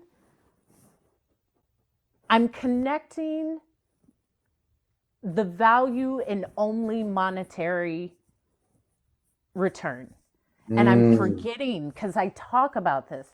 I'm forgetting like, whoa, wait a minute. You got to see the bigger picture. You are doing the work. You have no idea how people are affected. And if you measure it from something as simple as money, because money always comes. Sometimes money is Mm. cyclical and it always comes. I'm always a believer money loves me. I'm very lucky. It always comes. However, how this can help a human being is more powerful than Mm. that's what you said. It's a life, it's giving life.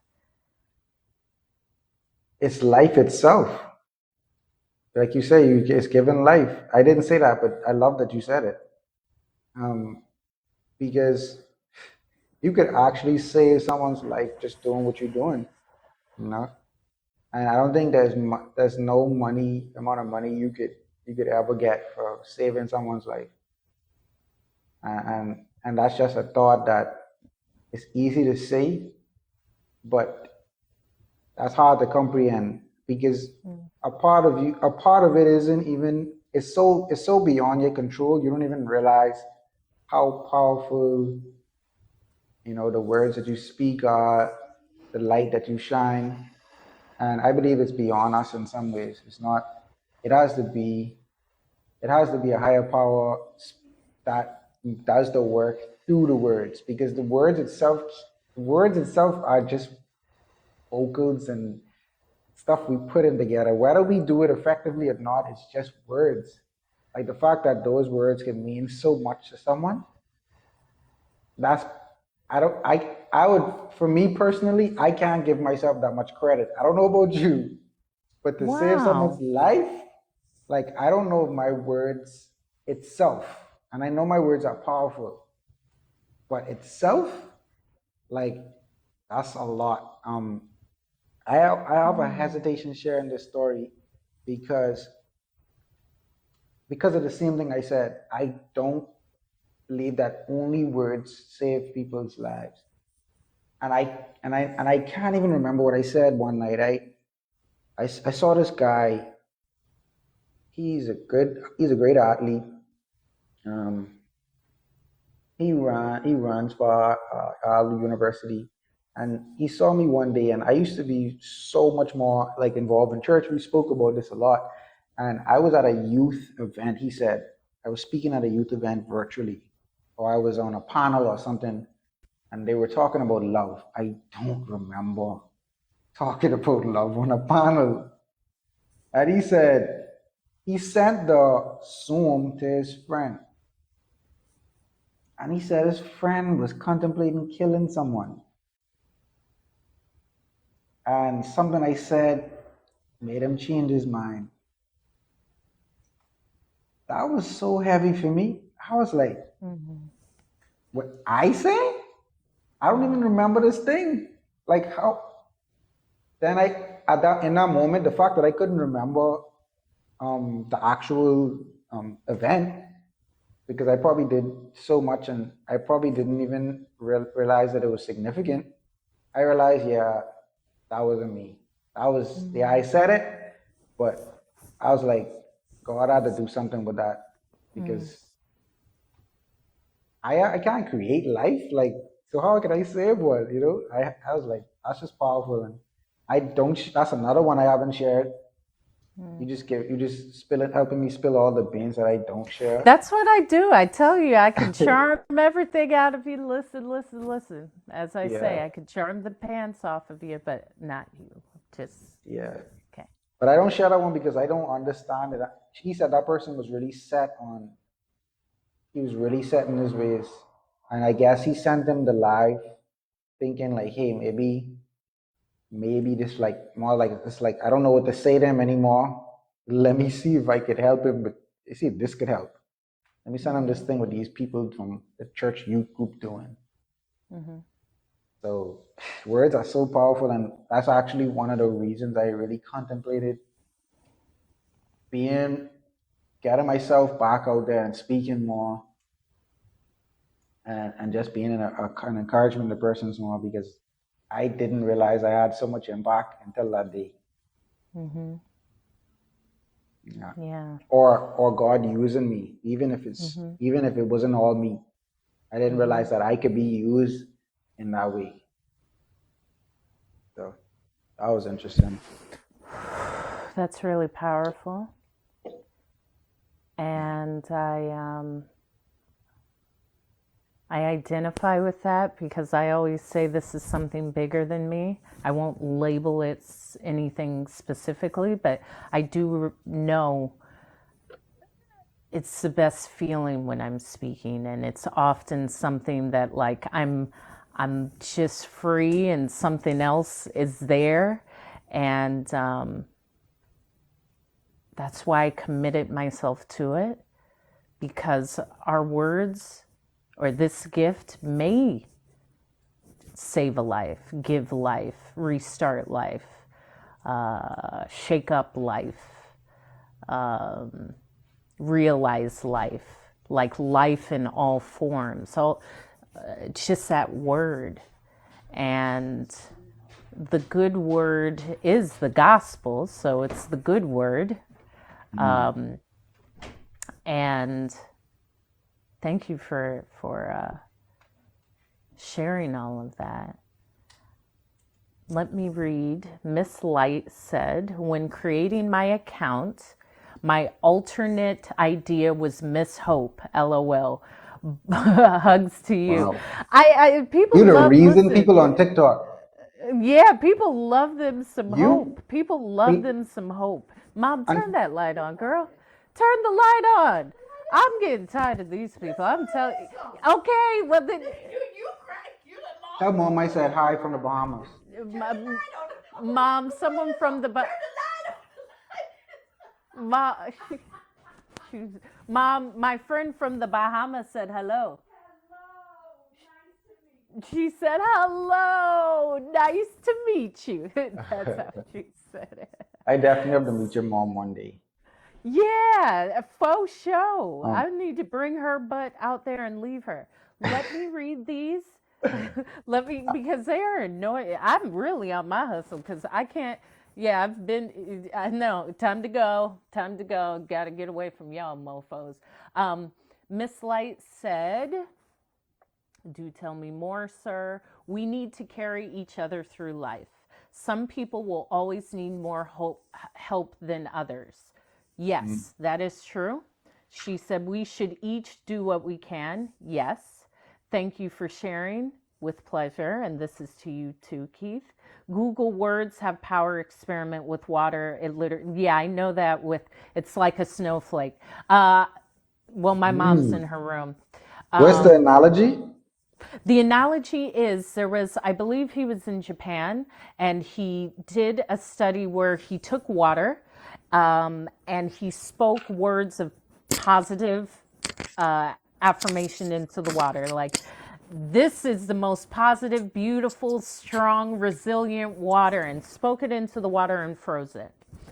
He took another portion of water and spoke hate, and this is negative, and this is terrible, all of these words into the water, froze it. When he froze the two and put them under a microscope, they had completely different shapes. So it's like a snowflake. Every snowflake is different. The crystal shapes were, I don't want to say more beautiful, but more symmetrical in the water that was spoken to in a positive way compared to the water that was spoken to in this negative way. It's crazy. Look it up. However, our bodies are made up of 70% water. And even that, most people don't understand what that means. It doesn't mean like you're half water. It means that our mitochondria, but really think about it. You're This like, ain't well, how does water. that work? I got that too. I got that too. Oh, I got my six pack back too. Oh What's yeah. up, God? Yeah, let me tell you. Let me get off the speaker and back into the beautiful girl thing. Y'all need to get outside. You need to get on your workouts, okay? But Because there's people away. like, because there's people, when you said, Hope, when you stop working out for 2 years, I was like, 2 years? I've I was never gone there. embarrassed. I thought I Are you insane? 2 years? I guess so, because he froze. Look at that. I don't miss work. Okay, can you hear me? oh you couldn't hear me when I was trying to send it live to a friend because I was gonna talk about my workout Yeah, today. send it. Did you send it? But the thing is when I go out to send it, I actually Yeah. still hear you perfectly. But I'm guessing you can. No, I can hear. I couldn't hear you, and you were frozen. But Okay. No, but I midway I decided I could just show him I could just cut that piece out and send him it. yeah, or send it to them now. Did you send it? Nah, I no, because I looked at the time and I said he might be sleeping. Okay, continue. But no, I want you to finish. You were talking about getting moving and all of that. Yeah, you need to get moving because there's people that have never stopped moving. And that's the thing with the habit of moving. I'm not about like hit the gym and do 30 push ups. No, go out for a walk, even if it's 10 minutes, 15 minutes, that type of movement. It's good for you. You feel better. And then once it's a habit, your body, you crave it. You crave it. And I've been saying on my little workouts, from walking to hiking to rollerblading.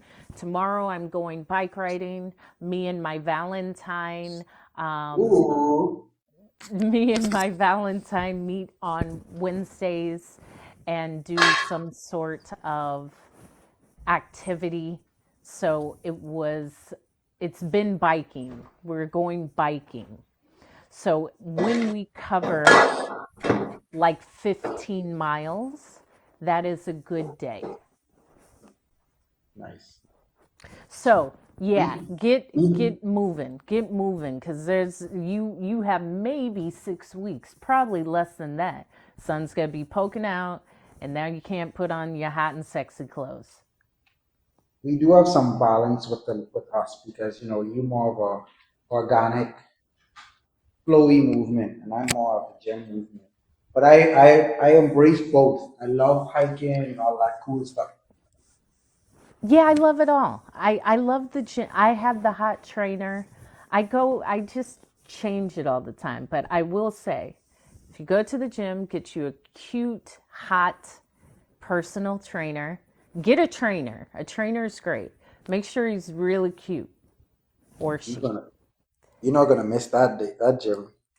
No, it was great. He was great. And it was great advertisement for him to be seen training me. It's a symbiotic relationship. However, it's nice to have a hot trainer. How do you flip the screen, Hope? And I know I Uh, sound like an old person, yeah, no, you don't. You just sound like someone who's asking. It should say more at the bottom right corner of the screen. right? Click those three dots where it says more I see and it. Look what I got. look at your workout equipment. So I won't be missing any gym days because I'm building Okay. my own gym. Okay. How exciting. So what is your workout? What do you do?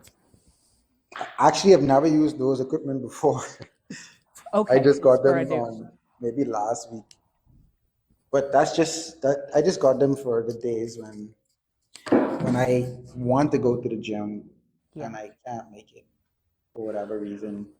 Weren't you a But trainer? today I had the most intense workout I've had in a long time. Okay, why is Fun, that?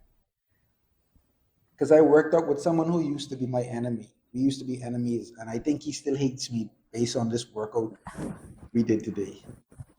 Like fun fact, we Why? literally were if if my life was a movie, a superhero movie, he would have been my arch nemesis for years, Mm-hmm. right?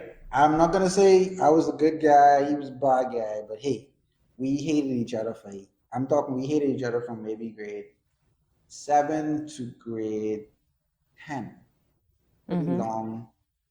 long feud we had.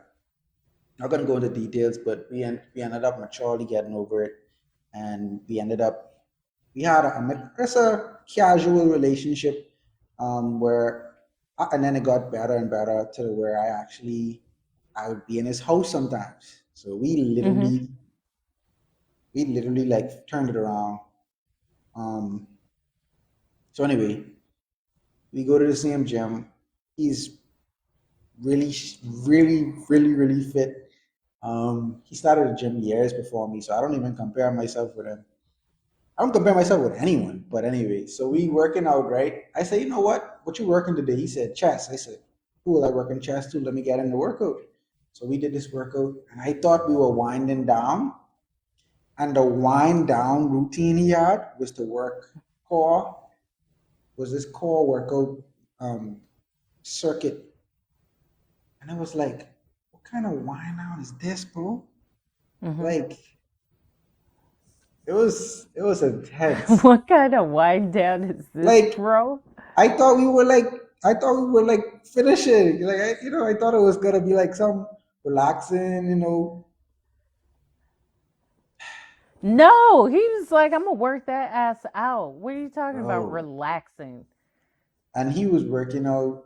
He was helping about 4 persons. There was 4 of us who we helped today. But I can tell you, like when you helping 4 persons at one time in the gym, you that guy. Yeah. Wow. Like he was helping me and it was him, myself, and another guy doing one workout, and he would periodically go to 2 girls who he also gave them instructions, and then we all did the same circuit to end. So it was that rope pull down Mm-hmm. machine, and then we had to do 12 push-ups, and then we had to hold on a bar and then do like the leg ups. Like, see, I still got the little pump. Then we had to do Yeah, like you definitely have chiseled arms. the leg ups. Okay. Um, and we did 5 sets of that. Mm-hmm. Yeah, it was a lot. It was intense, but I'm really That grateful sounds for like a him. yeah, that's a good workout. It was a great workout. He works you. It's so good that it's like having a professional trainer because his Mm-hmm. close friend is a professional trainer. Okay. So he doesn't work out randomly. He knows what he's doing. You Yeah. know what it is to have a friend who is a professional trainer? Like Yeah, I do know what that's like. It's wonderful. I It's the type of life I seek to live. that's not trust me, I know that's a sweet life. Everybody Nice. trying to pay this person to work out with them, and that person working out with you for free. And you just having a Yeah. good time. A good jolly time in the gym working out with the person everybody wanna work out with. Yeah, that's usually the life of a pretty woman. Like, that's normal. You are right because those two Yeah. women, his friend is a very established and respected trainer. He was working out. His friend came over when we were finishing the circuit, and he said he talking to the 2 girls. He said he working out with y'all for free. Yeah, And of then course. Why are you asking? no, he did. It was a joke, and it was a good joke too. And I think I don't want to spill too much beans on why I think he was doing that, but anyway. So Listen, it he said, doesn't matter. bro, It's the fact he's doing it. he said, bro, y'all special. I said, he said, you be working up. He talking to the girls, like I said. He said, y'all special. Something about y'all, cause you don't do that. Of course, a man would say that because it Yeah, happens. It happened. No, I'm saying that oh, for because sure. there's very that just wouldn't happen to you. But as a beautiful woman, most beautiful women get services given to them just because they're pretty. That's just it. Furthermore, it does look great for your business. If you are working out a really attractive woman, that is the best thing you can do for your business. Of course, she's not going to pay you. It's good for Dudes are going to business. see Good. you. Dudes are going to be like, do you see? First of all, she's gorgeous. He's working out with her. Is he with her? Like, how does he? What does she? Come on, man. And I know because I wasn't going to pay. I would pay a trainer, but often it's never been that case. Being hot saves you so much money. It's not even about saving money. It's about it's really an exchange because that currency, if you're a trainer, they don't care if you're working out a hot guy. I mean, yeah, the guy is great, but if you have a beautiful woman, Yeah, we women are pay. looking, men are looking, everyone wants to look. Yeah, and Yeah, heart he was. saves you money. That's a quote.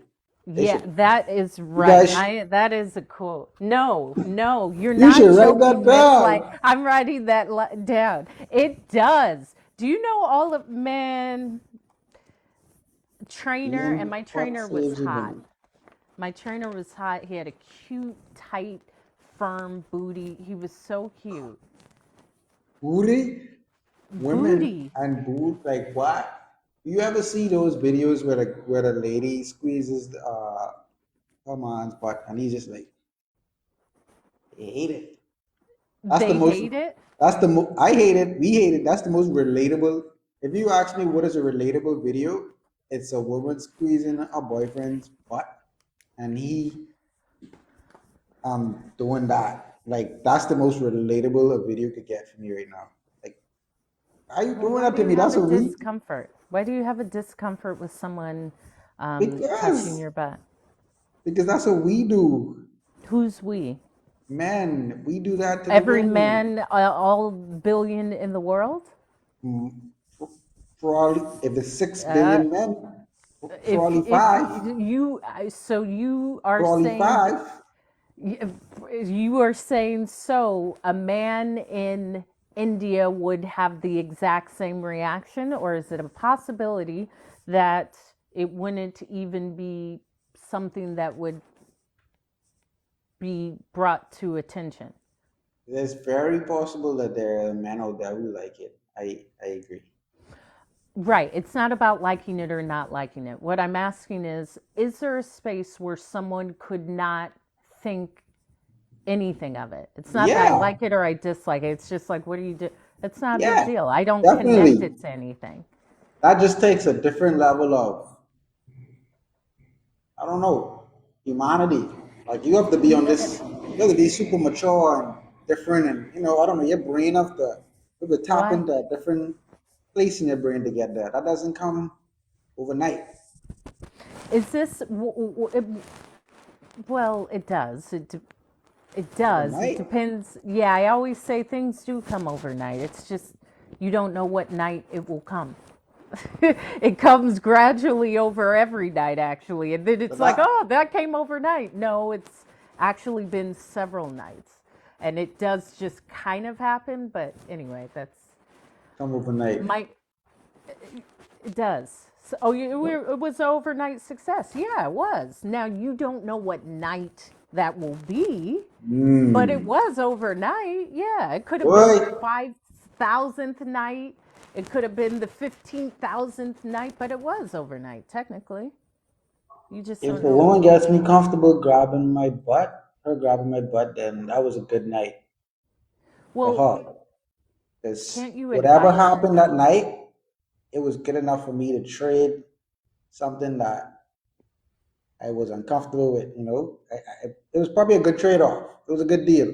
All right, I'll accept Let's it. get to the root of this. What is You Why can is that held with such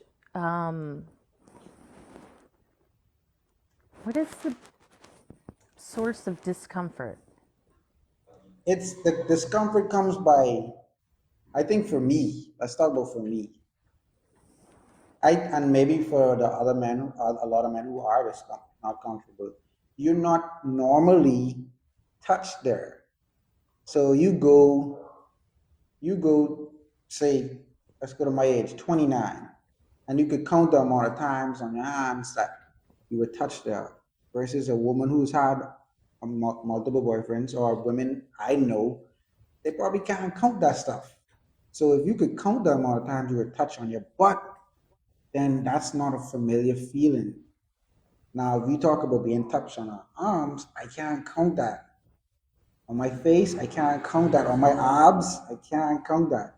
On my butt, I can count that.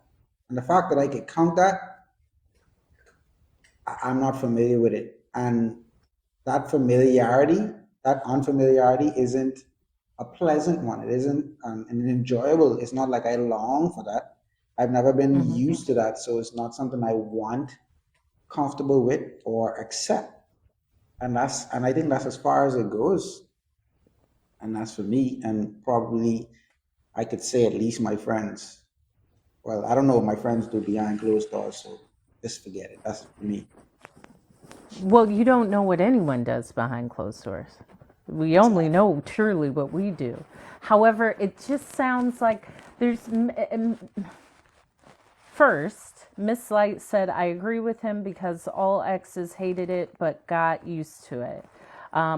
Oh, Ultimately, Miss Lights on, like she be grabbing butts all the time. I She's a think that grabber. all men do feel uncomfortable because they aren't dominant situation. Okay, sure. Let me do the grabbing. We it seems like an underlying issue of what that may convey about you sexually, because again, if you're in somewhere like, I don't know, Italy, it's very touchy feely. It's not a thing, it's not even thought about, and it definitely wouldn't be thought about in a sexual manner.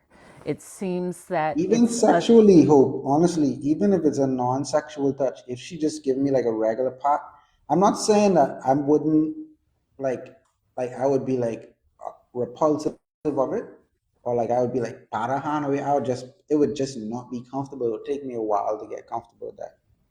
Like if my woman wants to do something as simple as that, then honestly, if she's my lady, I probably would deal with it, but it's deal not with it. gonna. Yeah, I would try to grow into it, but it's not gonna be easy. Just like who's that who said they got used to it? Miss Miss Light, you Light. She's probably said a great woman. Is she? yes. She said, I agree. All my exes were American European men. Open. Tell me what that is. I don't know American European. Tell me what that is. Because I have That's like a only, mix. She mean, or she no, mean well, to American me, or European? no, to me, American is American. Like, even if you said my grandpa's from Germany, you're not, I get that. But yeah, they were American. She said, no, all of my exes were American because I've only, I don't, do Or you have a blue do you think she mean passport? like white Americans? Yeah. Ah, Yeah. Well, European, you mean what? Sure. But that's a whole, I don't even want to start this conversation. once you start talking about Because Americans, you kind of throw hope off. no, it's really about, well, yeah, Americans and their sexuality, especially men, um, having true discomfort from whatever they seem that is not accepted sexually. You But see, most men haven't had a woman like hey, Light. wait a minute. You're using most way too much. I'm using this very casually and fun right now. Most men Okay. haven't had a woman like Light because she got a few men to like it. So Wait a minute. Most what? Most men haven't what?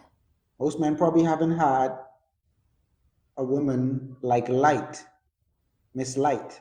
Because Oh, okay. she said all of her boyfriends have grown to get comfortable with it because of what? Yeah, they're gonna like. They'll talk. Sure. I don't even know. You know what? Boyfriend guys are guys. Let's change that because that subject can go somewhere real quickly. Men will. First of all, if you're not comfortable with it, tell me, and I just won't make you get Oh, I comfortable will with it. tell I just you. won't do it. I don't have a problem with saying it. I don't think most men, no, like you say, I say most a lot. Yeah, you're saying because I know several men where The that's men I not. know, There we go. we are the conversations have came up before, and we like, it's a consensus. Like, yeah, we can be like, no, we don't like that.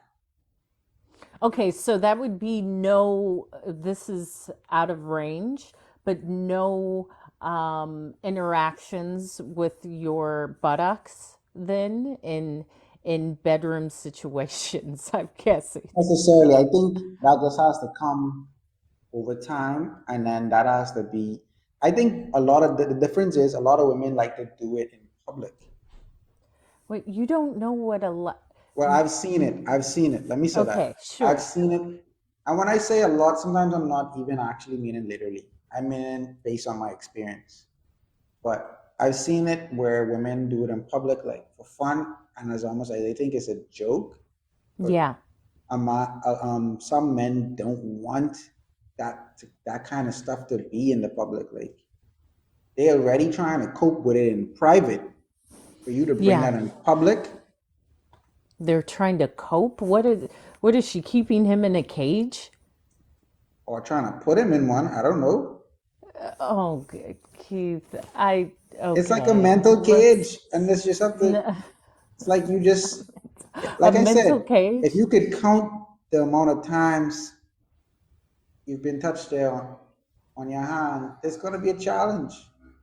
Of Not saying that course. you What I'm can't get saying over is, it. no, no, no, no, no, no, no. I'm not even getting to that point. What I'm saying is, if you don't like it, you instruct the person, and then that's it. I am not going to say, well, you got to get to like it. No, I understand. That's uncomfortable for you. I will avoid it. Period. That's it. I am not going to push you to have comfort in something you're not comfortable with. That is crazy to ask of someone. Miss Light said, all of my exes acted so surprised, like never experienced before. I'm kind of dominant for a girl. I think, well, you never know because people are dominant in some situations and not in the other. It's a dominant act, in my opinion. I like dominance, just a little. A lot of men have a problem not always being dominant. Well, not always. Never once had a man say Some. not. I don't. You only know from who you know. So there, all the billions of people in the world, I don't. I still say I don't know. Never once had a man not say no. Yeah, stop. They laughed. I don't. I don't think I've had any.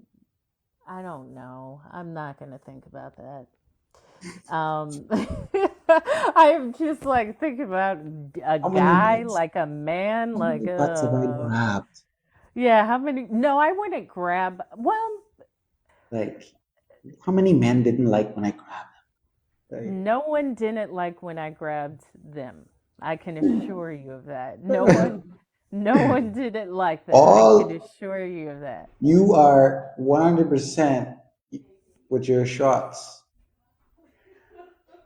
Well, yeah, but I'm not talking about this aggressive type of Mm. grab. Mom, Mom, like, what are we Mom talking tries to about? creep in. No, she's over here laughing Uh, uh, something. uh. Oh, because this was funny. Remember, my mom had a hip replacement surgery. So when she came home, there was a physical therapist that would come a couple times a week to help her uh, heal and do stretches and things. So she Mhm. was helping my mom.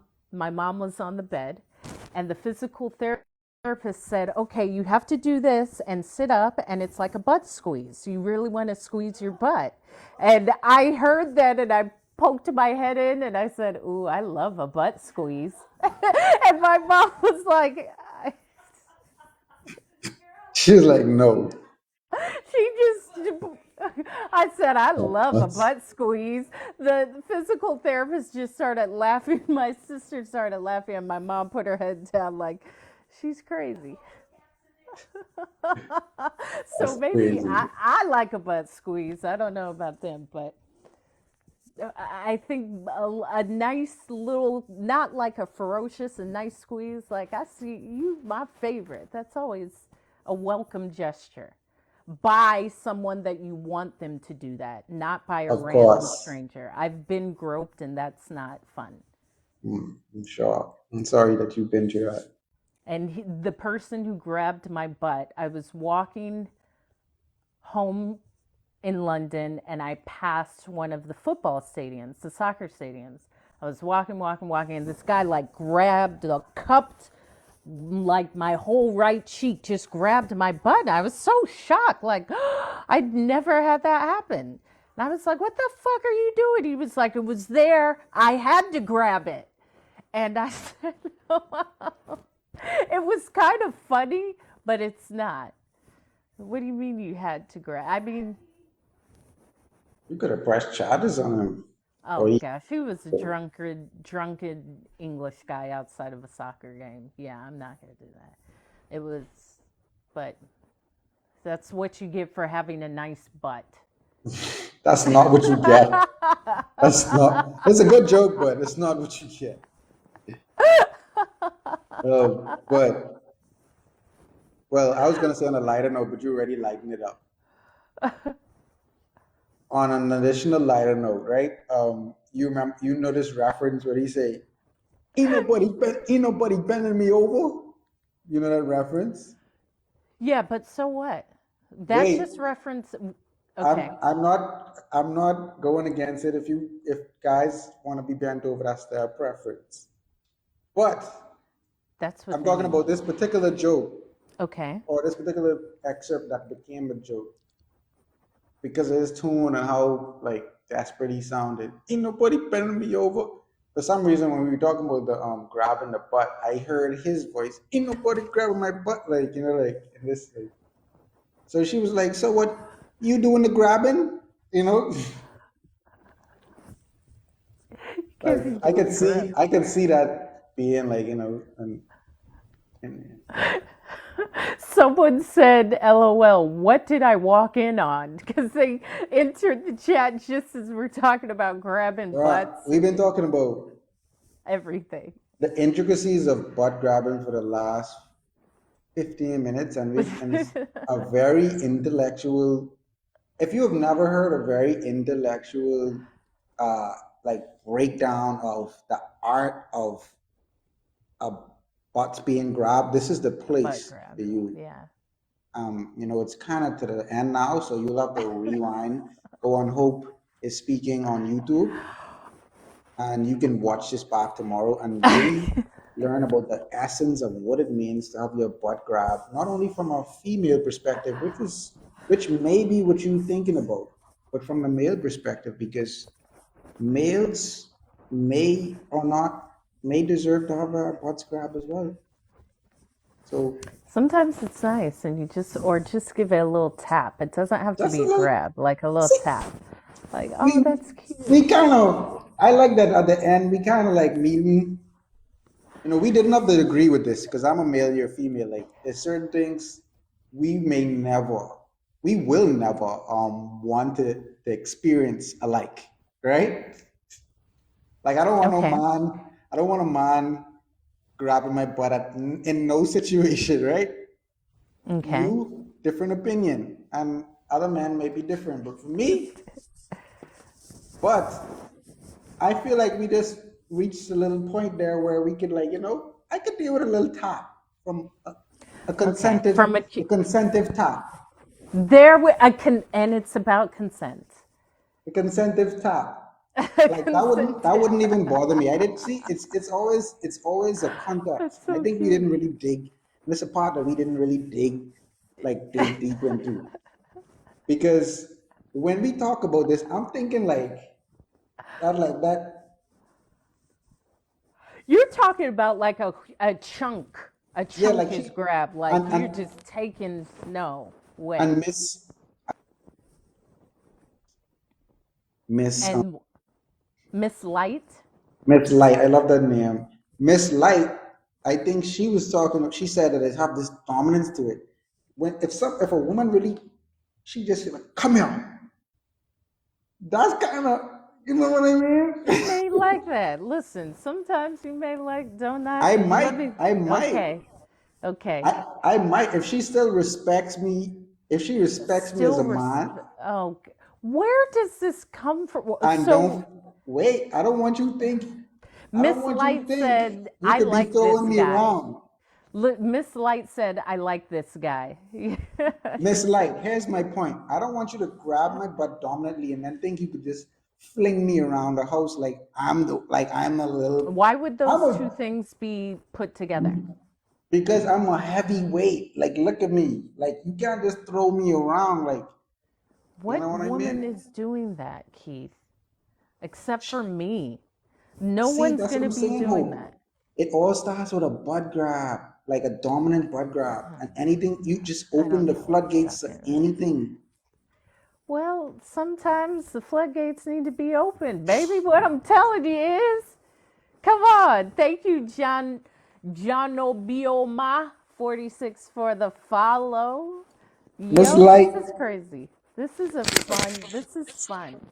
This is really fun, except when you, okay, now you take off that microphone again. Keith.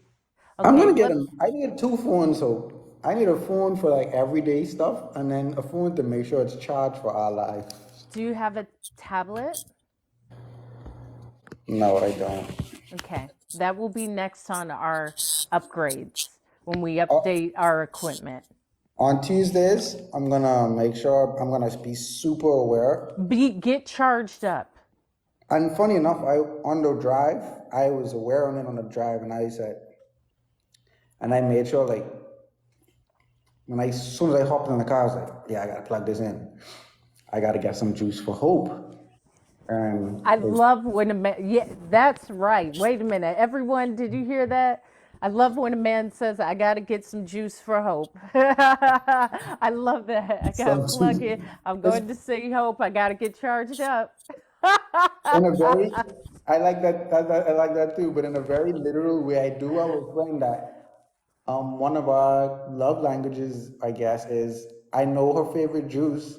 So sometimes when I see her, I make sure I buy, if I know I'm gonna see her, I buy that particular juice. And she's like, that lights her right up, like a can of Who? juice. Me? No, not you.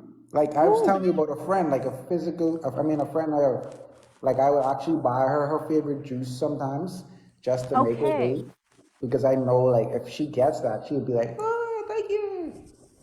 I love a fresh juice. A fresh juice or a fresh tea? Oh my gosh, yes. You'll you have my ear from there. Yeah, you like anything fresh. I do. However, has anyone ever Oh, well, I have had people. That one guy, I met this guy on a skateboard when I was on my bike in Hawaii. I was biking to get groceries because I would bike to go get my groceries. And so he saw me. He's like, hey, I said, hey, have a good night. He's like, you seem so happy. I said, I am. So the sun had already set. It was kind of dark. Cool dude Wait, pulled over. wait, Hope. This is Yeah. so funny. Sorry. Someone just jumped in the live named Peter Woodson. Uh huh. Nah, I gotta screenshot this, right? I Okay. know someone named Peter Watson. That's I don't know why that's funny to me, but that's like what? What are the odds that you would have like such like it would be more likely that you have the same name than another name that sounds exactly like to me. Yeah, But that's anyway. not a coincidence. You needed to see that for some reason. Ooh, So, I screenshot it, you, so yeah, I don't yeah, know. That's probably gonna be in a that speech or means something. great things are coming. But anyway, finish the story. So, he said, you're really cool. Do you want to get something to eat? Of course, I'm not going to turn that down. He said, I think there's a Taco Bell or a Jack in the Box or McDonald's over here. And I was like, yeah, I don't eat that. There is, I don't, I, fast food, I will never, no, I don't eat that. There's a Whole Foods 2 blocks from here. I'll ride my bike, you could skateboard, we'll go to the Whole Foods and I'll get something from the hot bar or something, but no, I don't eat fast food. I haven't in decades. And that was the guy who was a great guy. He was like, okay, well, since we're here, like, you're really dope. I just want to keep talking to you. I said, okay. He was like, do you need to go grocery shopping? I was like, say no more. He said, get a cart, get whatever Now you he's like. speaking your language. Yeah, because I was saying that's like the perfect date. Like, to me, the perfect date, I like to talk anyway. I don't want to talk over food. Let's go grocery shopping. Like, Mm. then we get to, I can talk about everything that I buy and what I'm going to make, and you get to walk with me and you pay for it and you see, oh, this is what she likes. This is what I like.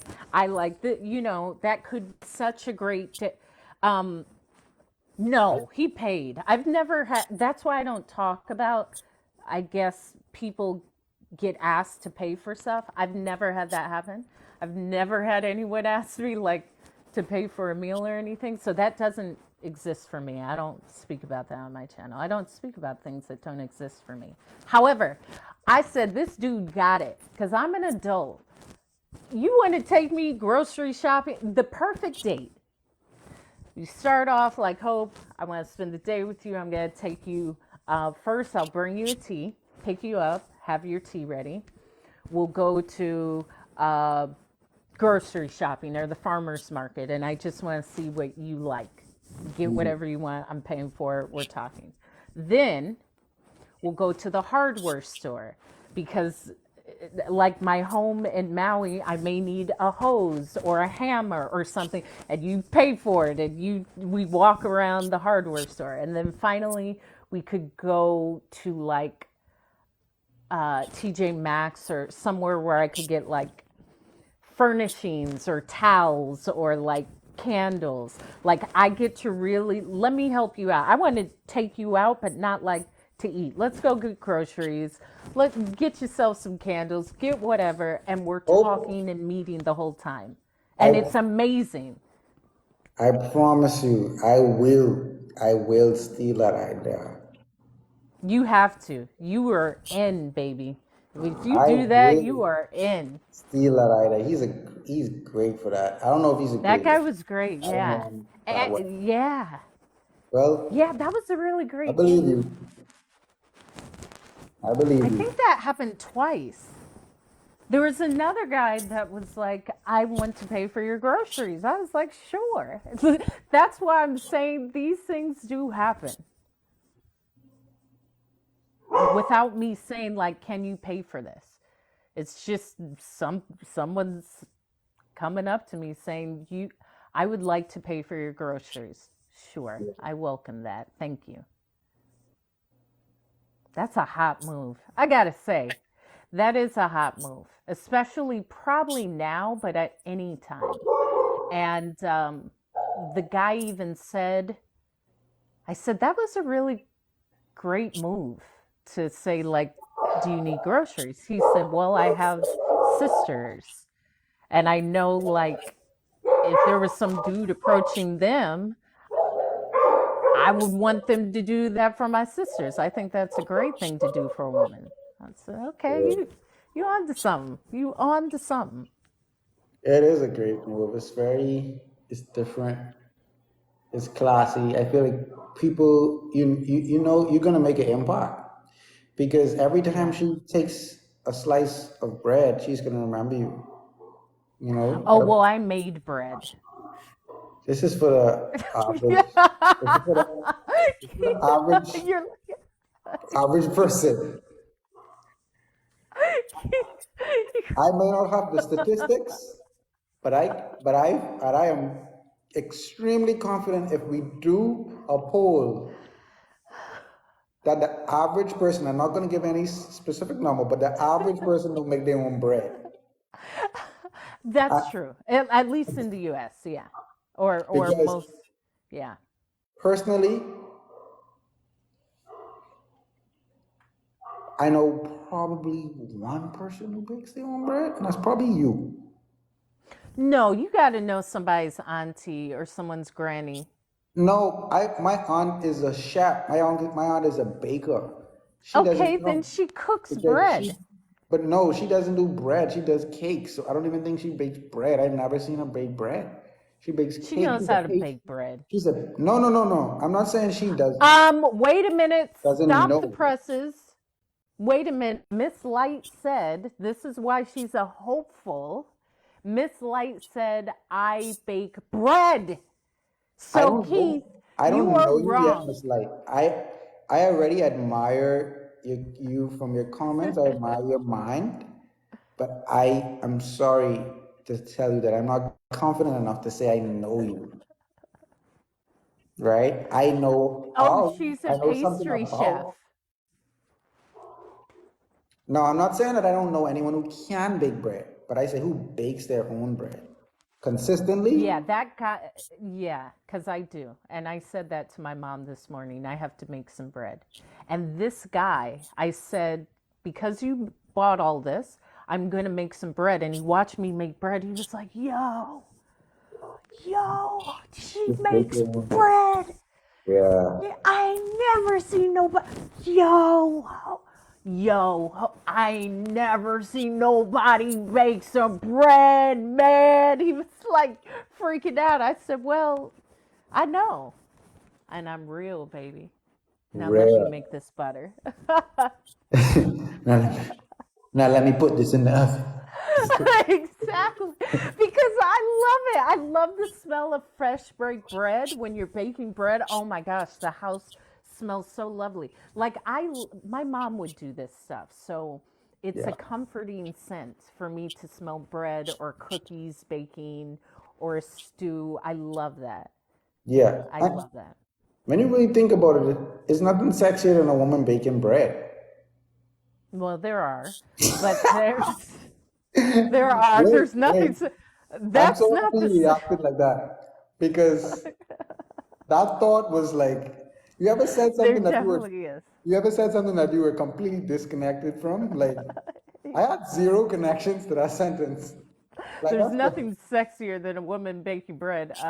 Yes, there is. I I've mean, never it's seen, it. I've never seen a woman baking bread. So wait, maybe You my just said mom. your auntie or your I've never mom. seen her bake bread.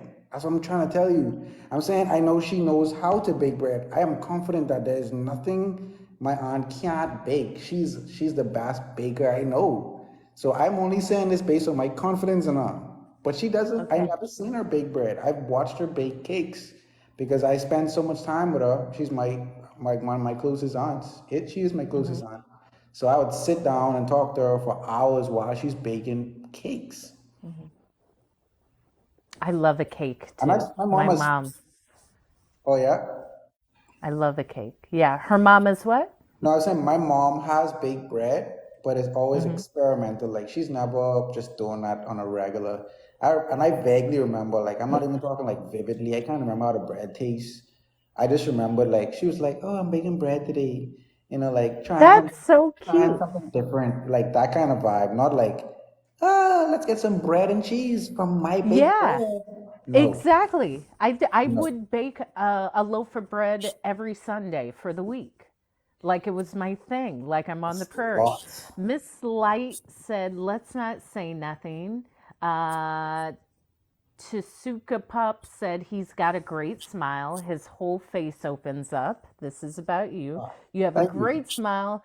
Your whole face opens up. The God particle said you fell into that one, Hope. Well, It's my there are things sexier than a woman baking bread, but that there. can be. I am 100% sure, at least from my perspective, the fact that I've never seen a woman break bread. Yeah, that was. You just haven't seen many. Well, then see more women. Miss Light said cake over bread. No, I like them both equally. I love a cake. I love a moist cake. I don't like frosting. I scrape the frosting off and I just eat the cake.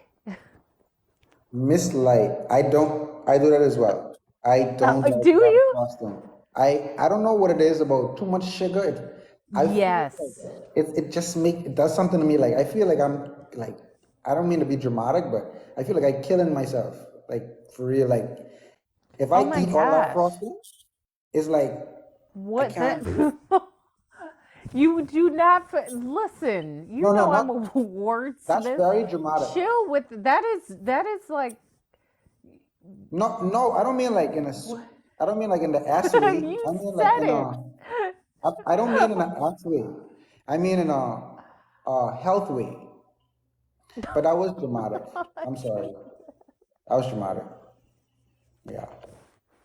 But I feel like I'm harming myself health wise. Keith, I would kill myself. Be from frosting. It's frosting, my guy. It And feels I get it very. because it's like grainy and gross. Oh no, no, that's not why. I just feel like it's so much. I just feel like it's excessive. Like I don't think Sugar. frosting should be like. I feel like they should give you like a very thin layer. Yes, I But they agree. give you like this. It's like sometimes it's up to Way this, too much. and it's like, Way too how could I much. eat all of that? Yeah. But Miss Light said the blasphemy to frosting. I like a little of buttercream frosting, like the smooth frosting. I do Right. not like the sugary, grainy. I don't like that, and I like very little. There's just too much frosting put on. So most of the time I scrape it all off and immediately throw it away, or I'll keep like a little, but it's just too much. I want the cake. I was always for the last 3 years. That's I was right, Miss Light. wondering.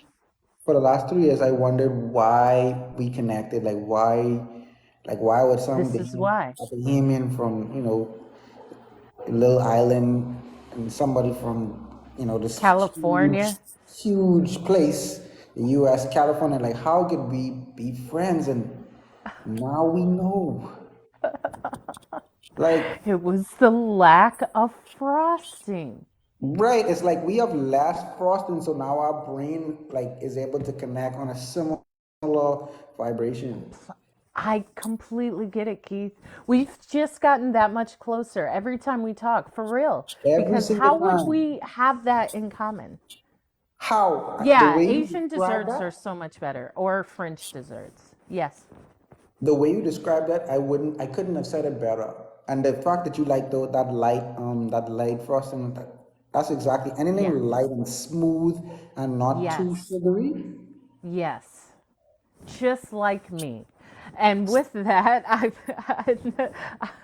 I am going to take a tea break, Yeah. refresh my tea. So, everyone on my side, TAG, I just saw you joined. Miss Light, jump over to Good Energy Keith's side so you can like chat with him while I'm I getting my was tea. And funny she you said said that. I now was like, she's craving strawberry shortcake. I'll be right back. yeah, yeah, come over with like so you could talk. I actually was thinking of him. I was like, I wish I could see her comments. Not fun fact, but just like I call it fun fact, but just for information, I'm an Instagram guy. Hope is actually the reason I use TikTok, the amount I use it. I don't check TikTok except when I'm going live with Hope, and if I want to post a random video. So, hence, I don't know if you remember Miss Light. Okay, you here. I don't know if you remember Miss Light when I asked her how to flip the camera. I don't use TikTok. I mean, I was able to have like over 1,000 followers because I was a teacher, and most of my followers are my students. They were like, "You should join TikTok," and I was like, "No, I'm not gonna join." And as soon as I joined, they just flood my account. Um, and yeah, so that's pretty much my TikTok journey. But it's been cool. Hope has opened my mind to it. When we first discussed going live together, I told her like we should do Instagram because obviously that's where I'm more comfortable. That's where I have majority of my community. Um, and she was like, she politely convinced me. I don't know how, But she was like, "Yeah, let's do TikTok." And I was like, "What the heck? TikTok it is." I used to go live every. You can make more money on TikTok. Actually, Instagram. People say you can make more money on Instagram. I think it's a. I think. I don't know. Maybe it's maybe TikTok money would be a little more simple because of the wide audience. I don't know. I feel like Instagram money is like harder to understand. So a lot of person don't know that how to make money. Like TikTok kind of makes it easy for everyone to know. Like this is from my opinion. I've seen that they've been spreading like a lot of the information. I think Instagram and stuff kind of gatekeep and they want their audience, their persons who are making money to be more like professional creators and celebrities and stuff like that. Whilst TikTok seems to be allowing like anyone to be an influencer, they kind of taking down that barrier between content creator who makes money. Like, yeah, I think that's what I'm getting. You said yes. Companies care more about YouTube and Instagram, but not sure. Yeah, like I say, I'm not versed in TikTok that much, but I tend to think that companies take them more seriously. But TikTok really doing a lot. Like you said, Miss Light, TikTok be giving everyone a chance. Definitely. And that's why I think as a brand, you have to have your own values.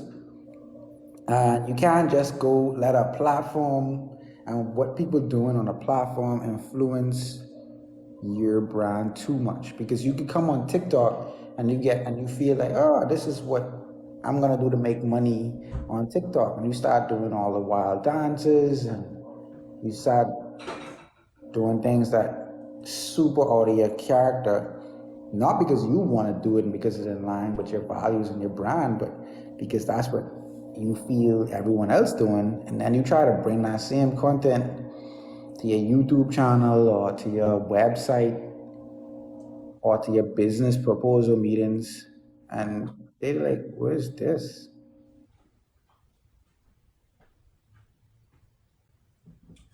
He said, "Olipop break be back."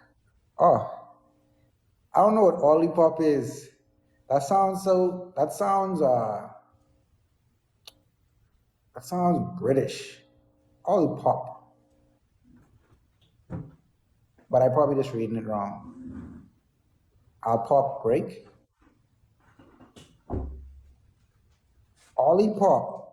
I don't know what's an Olipop. And some, hey, take your Olipop break, hey. Ah, soda, sugar free. Okay, I learned something today. Look at that, Miss Light. You in the comment just educating me. It's a sugar free soda.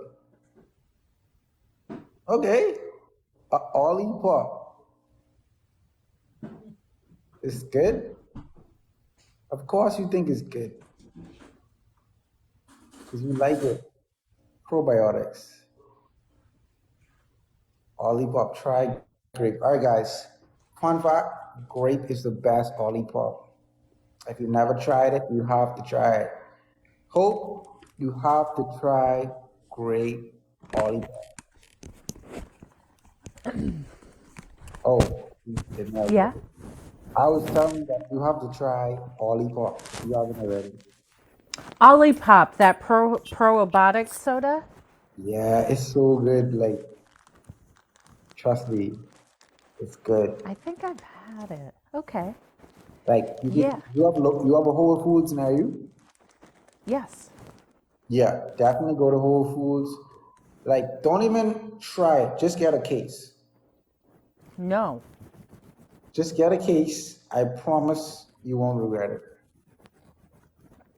Okay. I'm not going to do that, but I will definitely try one. I don't, One I isn't enjoy enough. It's just that it good. is. So is water. So, would you just get 1 cup of water? It depends on what I'm doing. I don't know. Am I don't, here's You're the gonna thing. buy I a actually, 5 gallon. You're gonna buy a gallon of water. You're not getting one. No, I don't. This is why I don't care to drink anything outside of water. And and I can also just make that. So, me and my sister Will it have the started. electrolytes in it though? It's not electrolytes, it's fermented soda. So what it is, stop. Look who you're talking. Well, yes, there's electrolytes in everything you drink. Actually, that's a marketing tool. However, it is fermented, and because it's fermented, that bacteria is great for your gut, and it's great for plenty things. Me and my sister have started our own starter. So you just cut up a bunch of ginger and put a little water and unrefined sugar. And you leave it out on the counter for like a week, and it will start to fizz and bubble because it's starting to ferment. And every day you add 1 teaspoon of sugar. This adds to the fermentation process. This is what the bacteria eats. So it gets bubbly, and then from there, you can add lemon juice or whatever, and you make your own probiotic soda. So I will try it. I think I have. I don't care to drink anything other than water, and I will try it. So there. I tried, Miss Light. I tried. Yeah. I was on a Um, campaign. I was on a campaign because with Miss Light because she was just telling me about the wonders of Olipop. the She was very probiotics. Yeah. she was very convincing, so I decided to see if I could portray her sentiments in the best way possible to you. And you did. I did. Yeah. You're Good not for ready. you. You're not ready to invest, but It's not, I don't, it was like why are you selling me on something that I just want to drink anyway? because it's Shark Tank. Like I wanted to see if you were willing to invest in my product. Oh, sure. Investing is buying one can. That's an investment. Yes, but our goal is to have every American have at least one case. Are you coming to me as an investor or are you pitching me to sell as a customer? So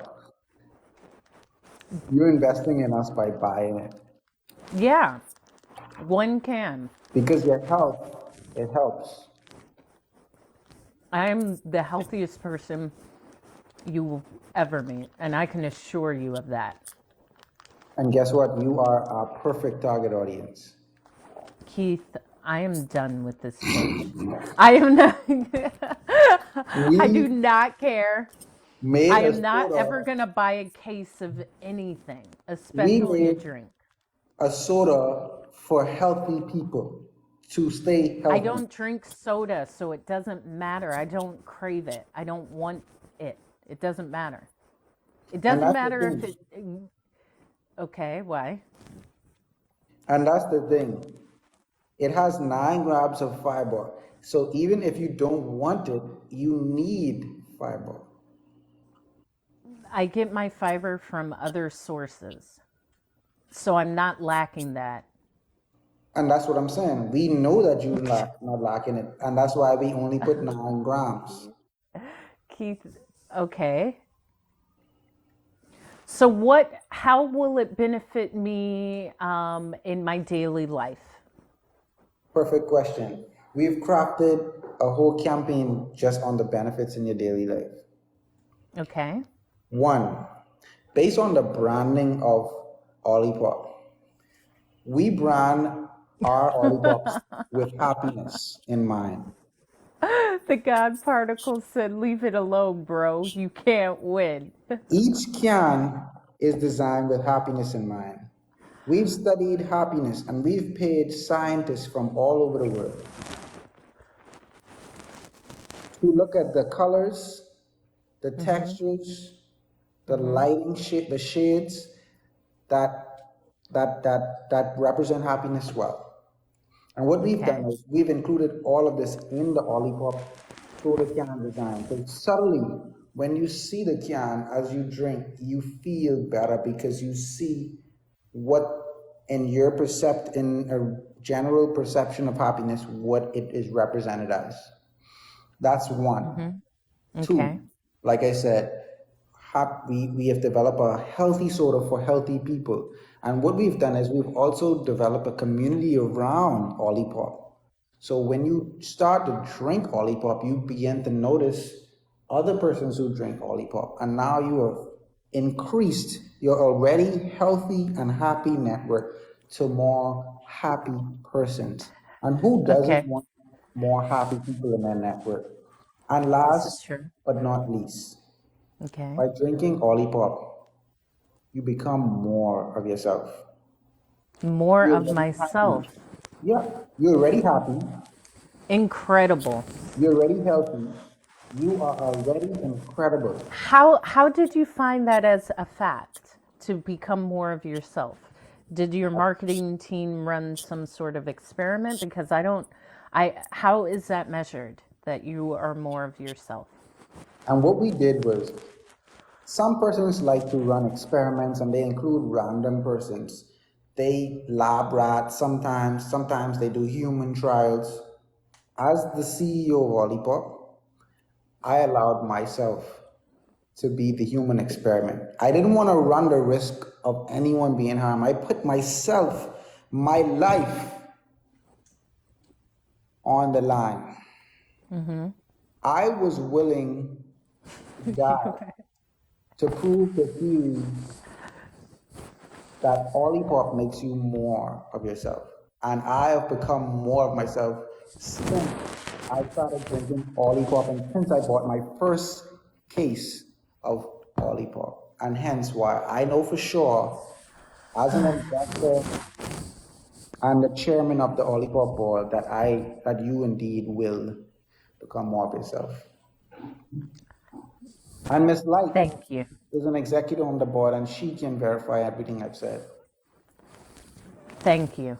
I will invest into one can. Thank you.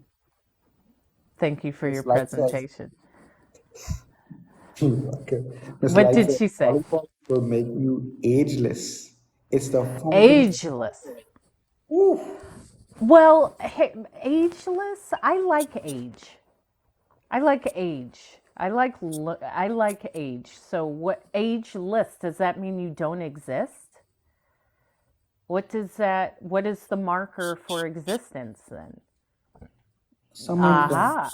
someone from our marketing and research team just sent me a correspondence on behalf of Miss Light, and they said that what they mean by ageless is simply that age will no longer matter.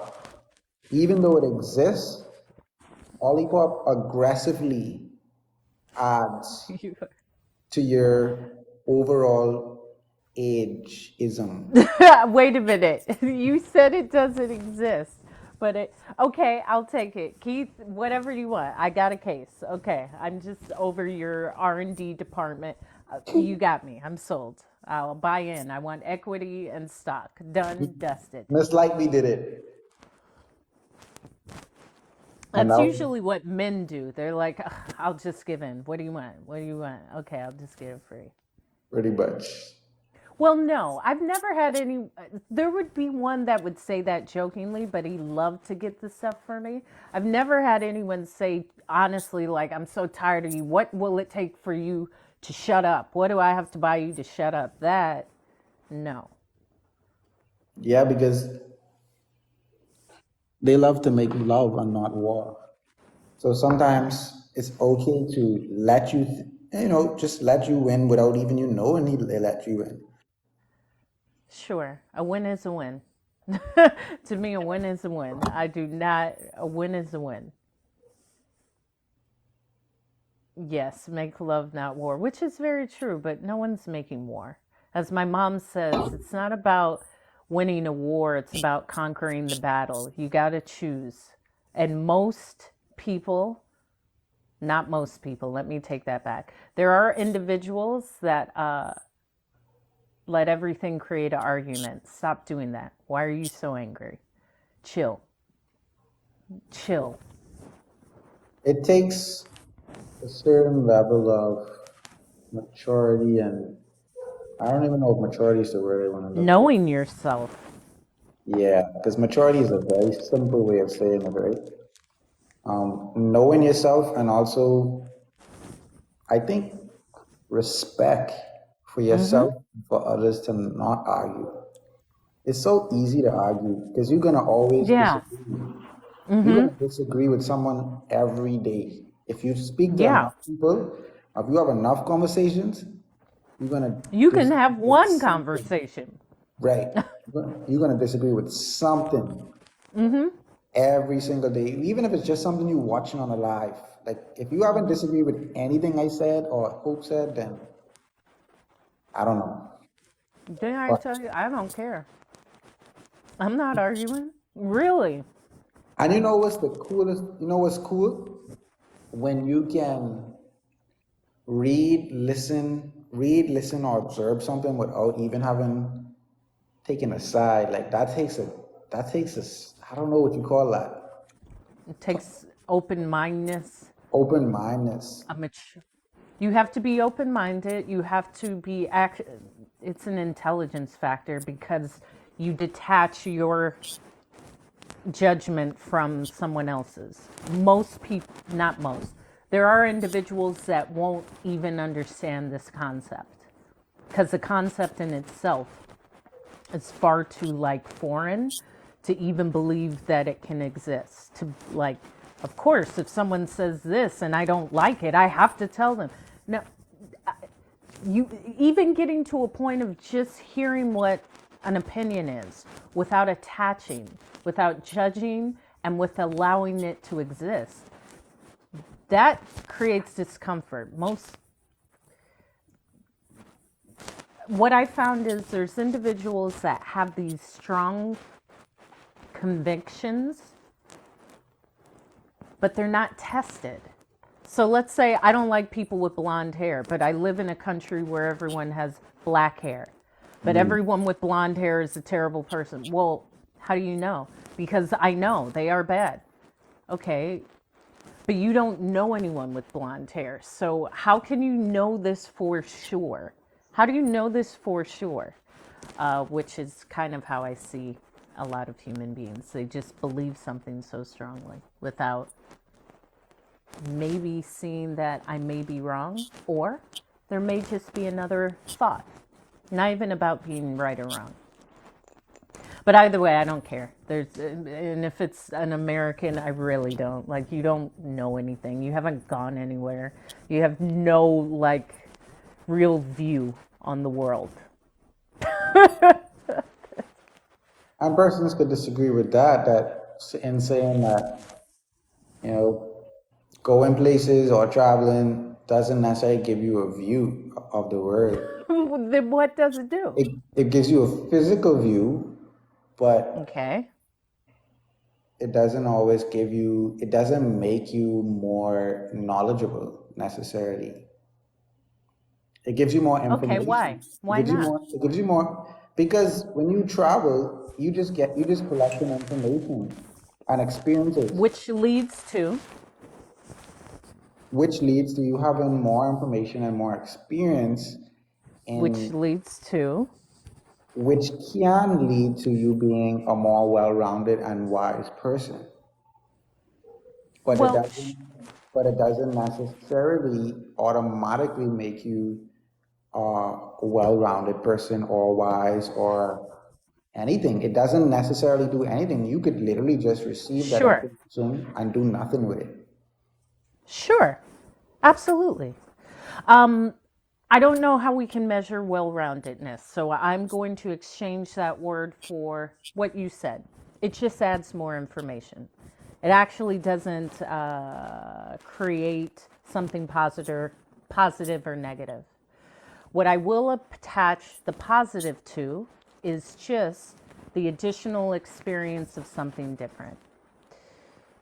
Simply because now that there is that vision or knowing that there is something different, that is just an additional perspective. It doesn't mean that it will change your thought pattern. It's just the knowing of there is something different. There's a place where It's a cashless society. I've never seen it. And I'm sharing it in this way because well rounded can't be quantified. However,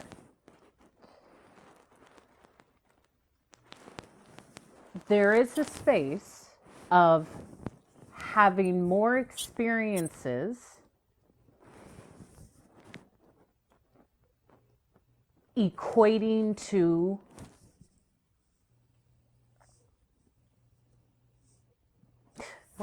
I guess I would. More experiences just means more experiences.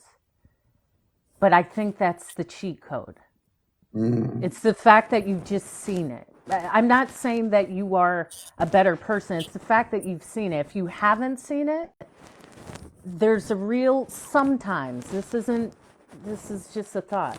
Sometimes there's a difficulty in seeing outside of just one perspective.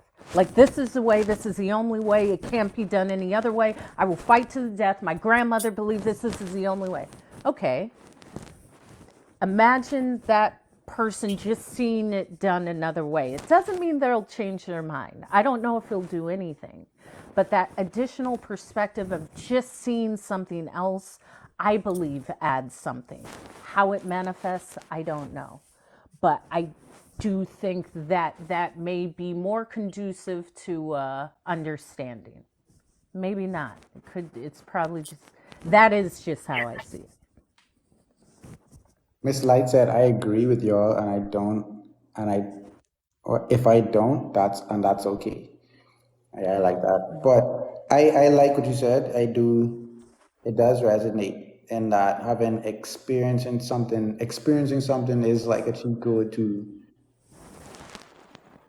being more versed with it, to being more aware.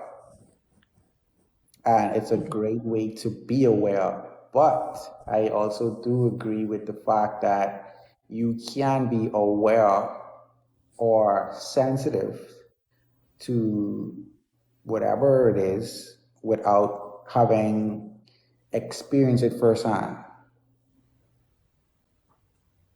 Okay. Not aware in an experiential way, and it's going to be a different kind of awareness, but it could be a similar appreciation for, right? Or a significant appreciation for. My thoughts on this come from a place where I remember I liked this girl who had been through a lot in life. She had a lot of experience, and she had told me that basically I didn't have enough experience to be like I don't know, like I guess you would say like a deep person. Like Okay. pretty much she said that I hadn't been through much.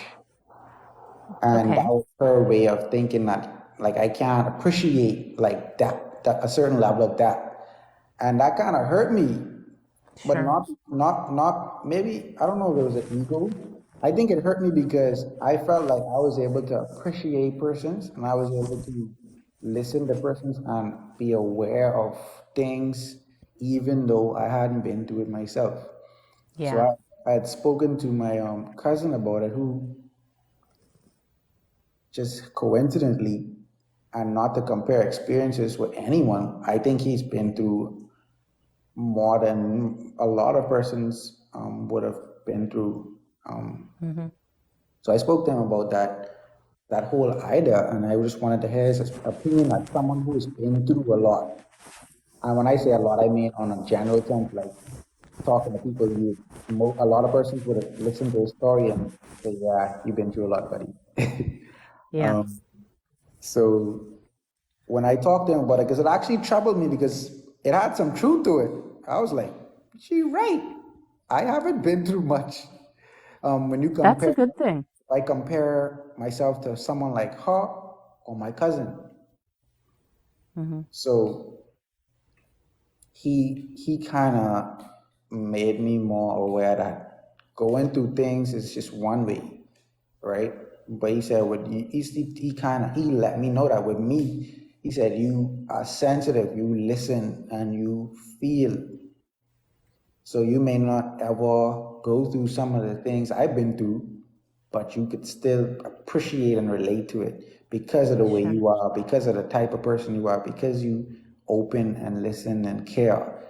And that kind of gave me a whole, I don't know what that did for me, but that was an interesting experience that helped me never to need to do something physically or go through something physically to actually be aware of it. Hmm. Yeah. But hey, I still want to hop on the plane and go all the places hoping. With That's not, hope. I Yeah, but want you want to travel with me. That's the fun part. yeah, Like yeah, yeah, yeah, yeah. everyone will ever, no one will ever turn down a trip with me Yes, because, I still want to travel with hope. That's not as cool as it probably might sound that you don't have to go somewhere or see something. Yeah, I still think seeing something is super powerful and it's something you can't really take away. You can't take yeah. that away from someone. But Well, you can't there take are persons anything who away from.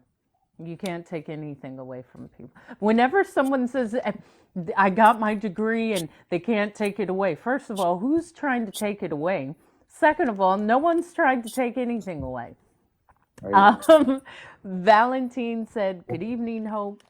He said, "So is it better to never travel and not experience anything?" He said, "I am 100% against that type of thinking. Oh, Traveling alone puts," this was like way back. So, yeah, yeah, because you know, I'm against that too, buddy. 100%, uh, 110%. But yeah, that's this not the was idea like I at was the trying to get beginning at. of the conversation. Oh, Miss Um, Light said she has to go. Just want to throw that in before you finish. She said, gotta go, but I okay. thoroughly enjoyed the chat with you both. Have a wonderful night. Wonderful, Thank you, wonderful night. Miss Said it Light. twice. Thank you for coming back. Go subscribe to Hope is Speaking YouTube and come back. You know I'm on here daily. She's not a first timer, right? No, Yeah, I could tell. Miss Light was on our last live. Okay, nice. Um, Valentine, and let me know about your timing because Yeah, I could wrap like 15 minutes, but 15 is usually 30 for us. no, if it's 15, it's 15. That's cool. Traveling alone puts an individual in different circumstances to learn new things. That's true. Learning is always in the area outside of an individual's comfort zone, which is true. Empathetic. Yeah, it is. That's why I'm so wise. People say, "Why are you so wise?" Man, I've been using my wits all around the world on my own, but I knew I could, and it's what I wanted to do. So I don't doubt myself. And I do sometimes doubt myself because I'm around other mediocre people that don't believe in themselves, and I have compassion for that. However, do not speak your limitations onto me. It sounds crazy to leave a job to start something else and with the sheer belief of I will make it work. I don't know why anybody wouldn't believe in themselves enough to know they couldn't do it. I understand why. It can be a courageous feat. And the beauty is, you always could do it. Yeah, Whether you believe it or not, you always could. definitely. You could be, you could be hopeful. Oh, Keith. Keith, we are like a dynamic duo. We Look are, at we this. are. We are like I, everyone in the chat, aren't we just like we are a good duo. an amazing duo? I must admit. I, Such an attractive mix, too. man, this is like And yeah, the this is perfect great. blends of chocolate. Like you, like it's. Okay, You yeah, don't like I'm chocolate? not. Oh I man, know, let's and talk I about do Whole love. Foods, I'm man. eating some Give me a M&Ms Whole right Food now. example. Give me a I am healthy. no, I just don't. I'm not a food. Well, I am a Give foodie, me a healthy but example. I'm not. Just refer to me as Hope. Like that's Oh, you don't want to weird. be. Oh, I get it. I can Yeah. appreciate that. And I think referring to people as foods, like you sell chocolate, like, no, I'm not. I'm me. I understand the reference to the You color. I do. get it. And it's still lame. And it's still kind of weird that you are saying, I want to eat you. I take words in a different way. These aren't well, anyway. Yeah, let's If change the topic. So that's gonna say you're not edible. milk I, chocolate yeah, mixed with dark chocolate. yeah, that's a lot. Okay, Yeah. don't go ahead and not put anything in the chat about chocolate. Okay, let's not do that. That's like, Because yeah, Keith. we want to inspire persons to listen to our words, not want I want to bite to, you. You look to like a chocolate consume. bar. Like, We want them to consume our words, not to want to consume us. You know what I us, mean? yeah. And I that's mean, not the you goal. that sometimes we stray off the path. That it's not the goal, but I I, mean, no, no, no. I mean the hopefuls, like the general audience. yeah. Like that's not the general. There's one or two persons that I we don't may know. want to take a nibble, but not Exactly, or if someone wants to take a nibble of me with my consent, I'm right. all As for it. consensual nibble, but that's not. I'm all for it. I Yeah, but am. we don't want 5 million persons who's following hope. It's it's kind of confusing when it gets. Wanting to take a nibble? Well, a lot of them want to take a nibble. I know that. Yeah, but 5 million, that's a lot. So Well, listen, you can only do what you do. If just a lot like you, that's just what happens, okay? I don't And even speaking of know nibble, what I was gonna. I wanted to say something about hope, but not even that point. Like that point about the chocolate was just a sub point. Like I had okay, I was leading to something bigger. okay. But let me just go back on the thing. What do you think I was trying to say? Because I was gonna lead to something. With what? With We what got phrase? sidetracked with the whole chocolate thing. But what do you think I was? Oh, What? because I said we're such an attractive duo, and you know what? That's great. And I was gonna say, side note for all of the young ladies, I am an advocate. I don't see anything but the person, but a nice young, um, handsome man is always a great thing to have around. And I think you bring an element where any woman could look and watch you and they're like, wow, he's so cute. And I like that. I like that too. I like that for me, and I like that for you as well. Um, Yes, I I am take that. digging for this thought, but What is it? we are a great duo. I do agree with that. It Um, flows. it does, and I really just wish I had that point. I have I don't know, how do you have that problem where does it bother you when you lose a thought? It's something that I've been dealing with for a long time. When I lose a thought, it actually really bothers me. Like, No, I don't lose any thoughts. I pause and find it and pick it up. teach me, Yeah, you teach look at me. you can physically like locate the thought, but it really takes a conscious effort of, okay, it'll come.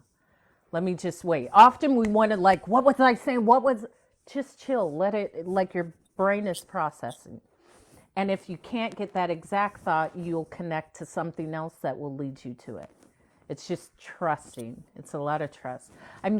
I am like, okay, I have to admit something. I do. You rarely preface something you're gonna say. You just say it. I know. Whoa. Okay. Thank you for saying that. What were you gonna say? You what? Well, I lean a lot into my intuition and spiritual side when I'm speaking, but just in life. So even as I shared with you, like that thought will come. It's really that trusting of like, wait a minute, I can consciously make a clipboard in my mind where that's how I speak. I have like 5 points and I can see them in my mind. And I can create something and hit it and almost like make a check mark in my mind, like, okay, done. Da da da. The second thing, okay, done. I physically actually have that capability to keep like a notes app in my brain that I can see. And so because of that, I've had people say like, how do you get back to those thoughts? You can actually work on that, because as a speaker, it is important, but it's also tapping in and saying, thank you for the heart, me love rise above all. It's a skill, and it's powerful in speaking, because when we lose a thought, it's almost uncomfortable. Like, what was I saying? Now I can't continue. And Yeah. it's really about, it'll come back. Let me take a moment. Let me pause. Maybe my brain wants to pause. And well, there is some research that said we have like a certain amount of thousands of thoughts, Yeah. and every day, and they said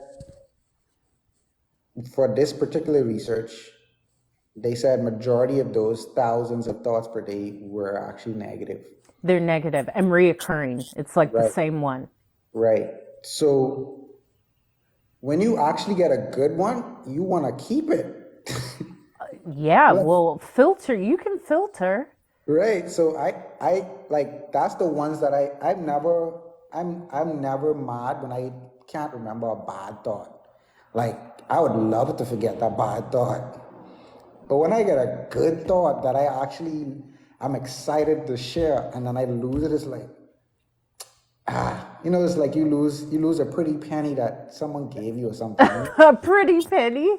Yeah, like not like a regular penny. Like it's like it had significance. Yeah. It was like a coin that was rare, a rare coin. Yeah.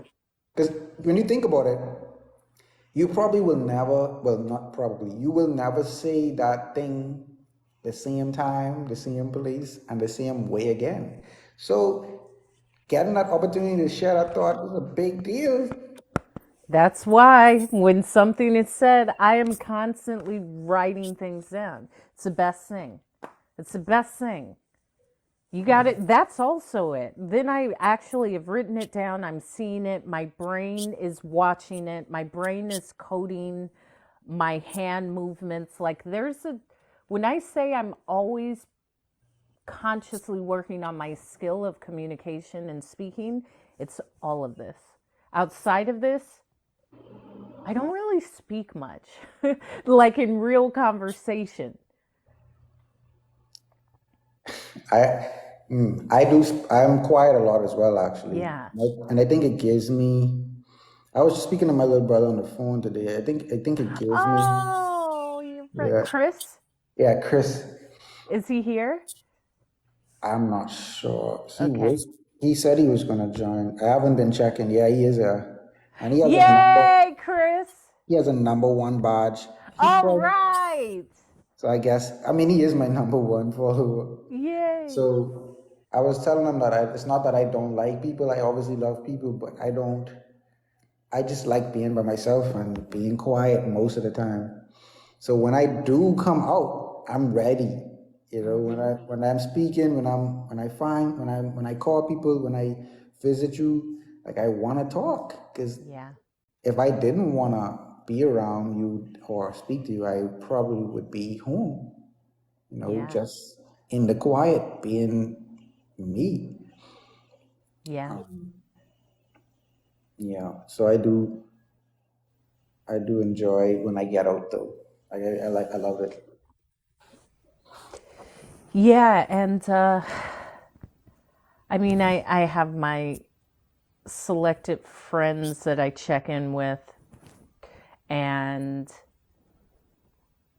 I give a lot when I speak. Like I know tonight I'm definitely going to fall asleep quickly because I've been speaking a lot today, and I'm not.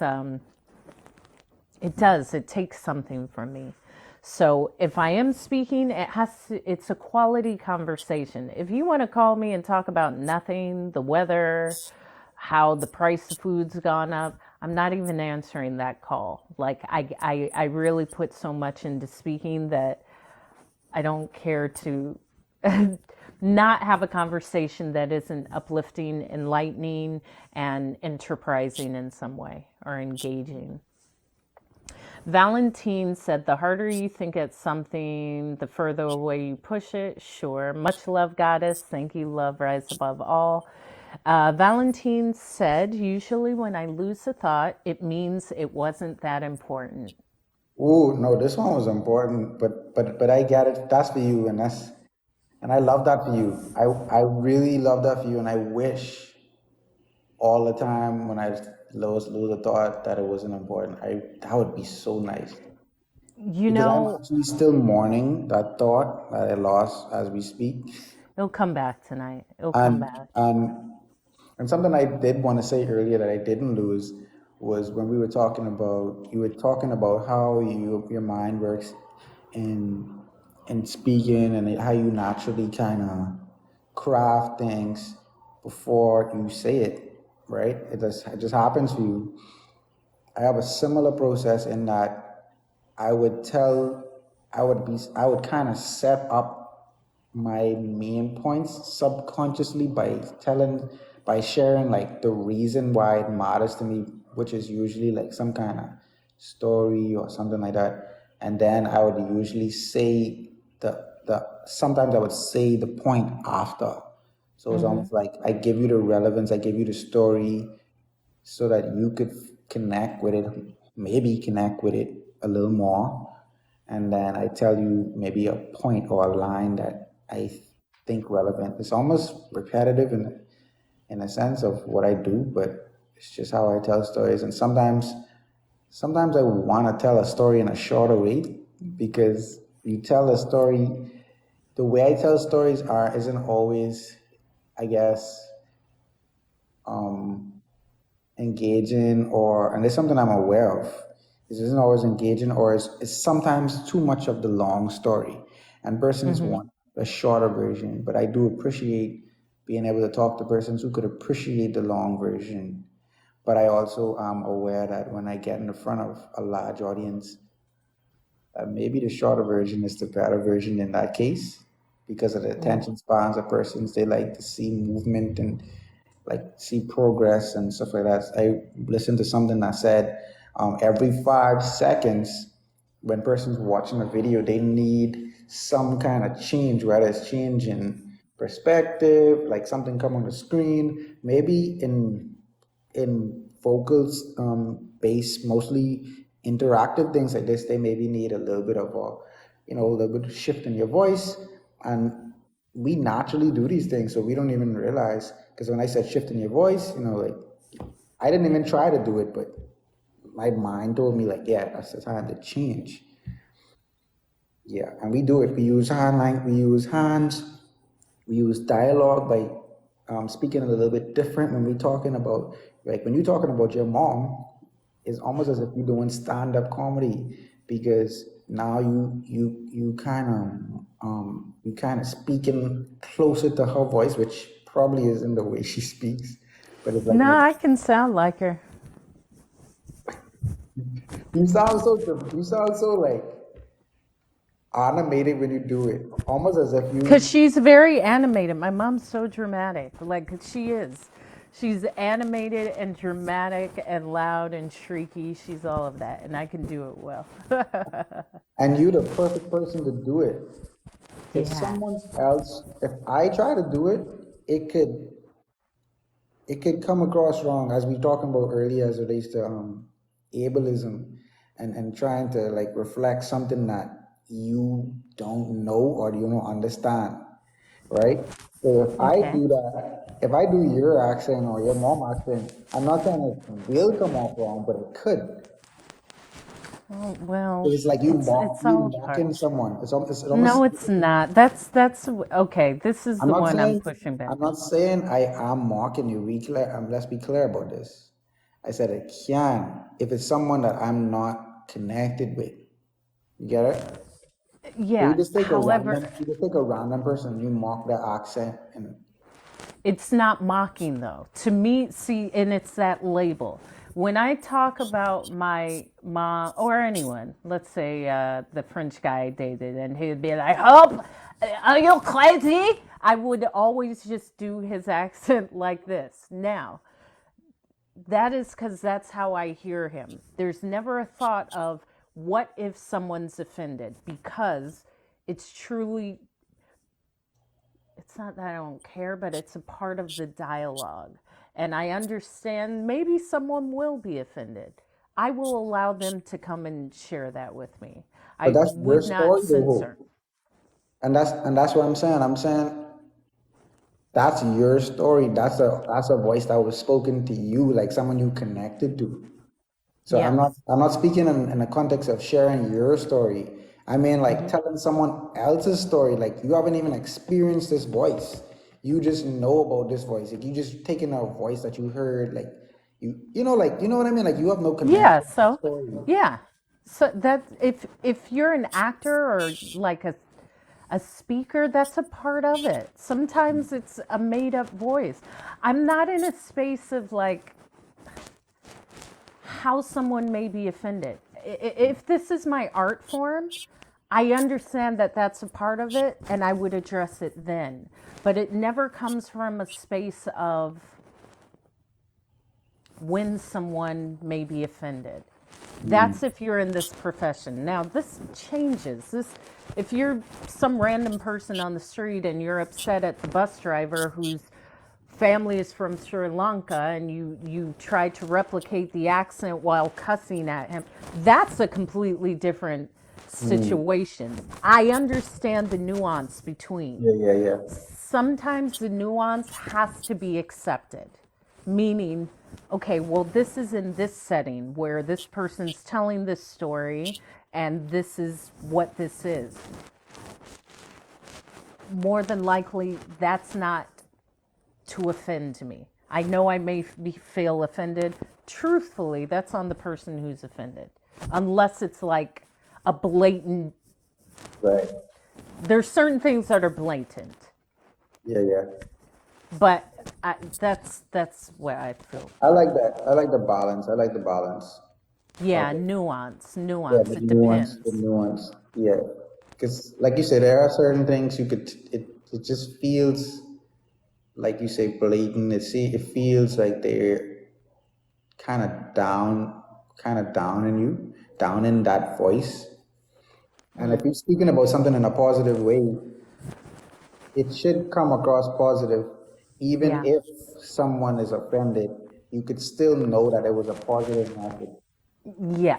And some people may be offended. I mean, I got that in Toastmasters. Someone told me I was aggressive and I sound mean and mad, and I need to work on my delivery because I may scare people when I talk. And that was like, okay, I'm not listening to that. So that. how, how do you feel about speaking about persons with differences than you only in positive ways, especially when they're like I say when it's not your story to tell. Sure. It's art. I'm really, really not attached. I see it as an art form, and I'm an anomaly.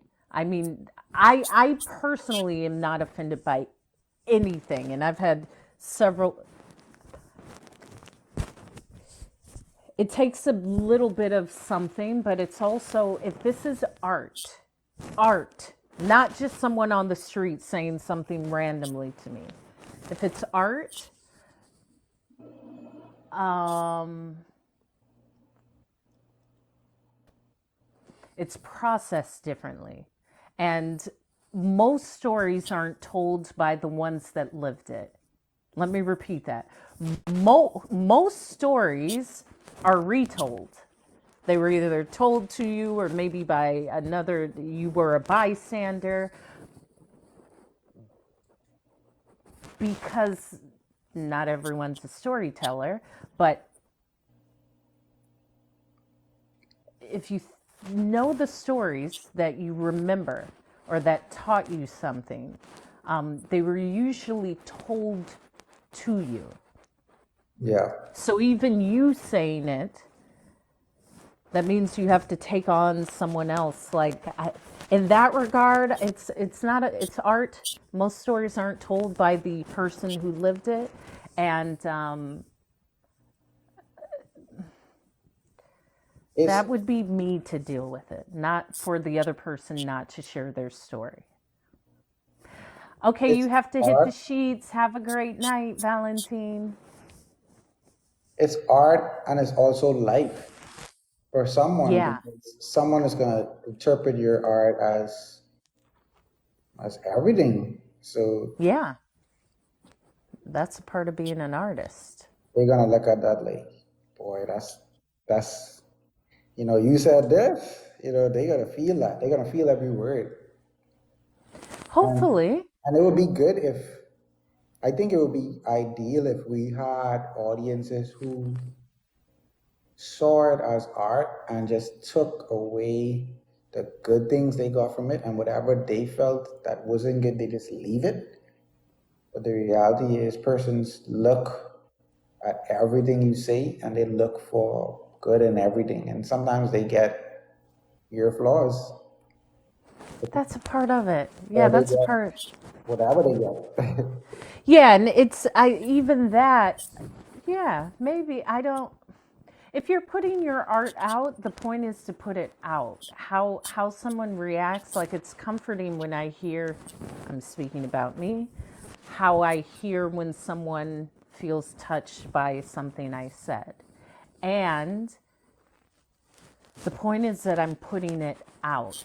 I can't even judge someone for how they interpreted it because it's my art. Like I can understand maybe someone will be offended, maybe someone will hate it. The point is it's like it's supposed to just be out. If you choose to create or create art, the point is just to create.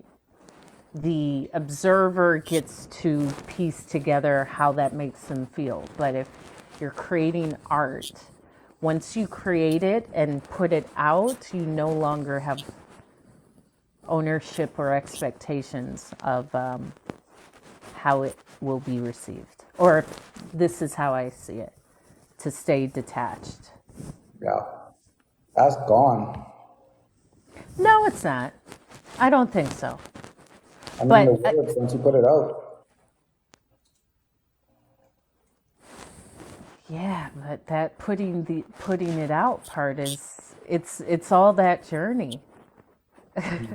It's all that journey of putting it out. Your speech that you won your competition, like how you feel about it today is probably not how you felt about it 3 weeks ago.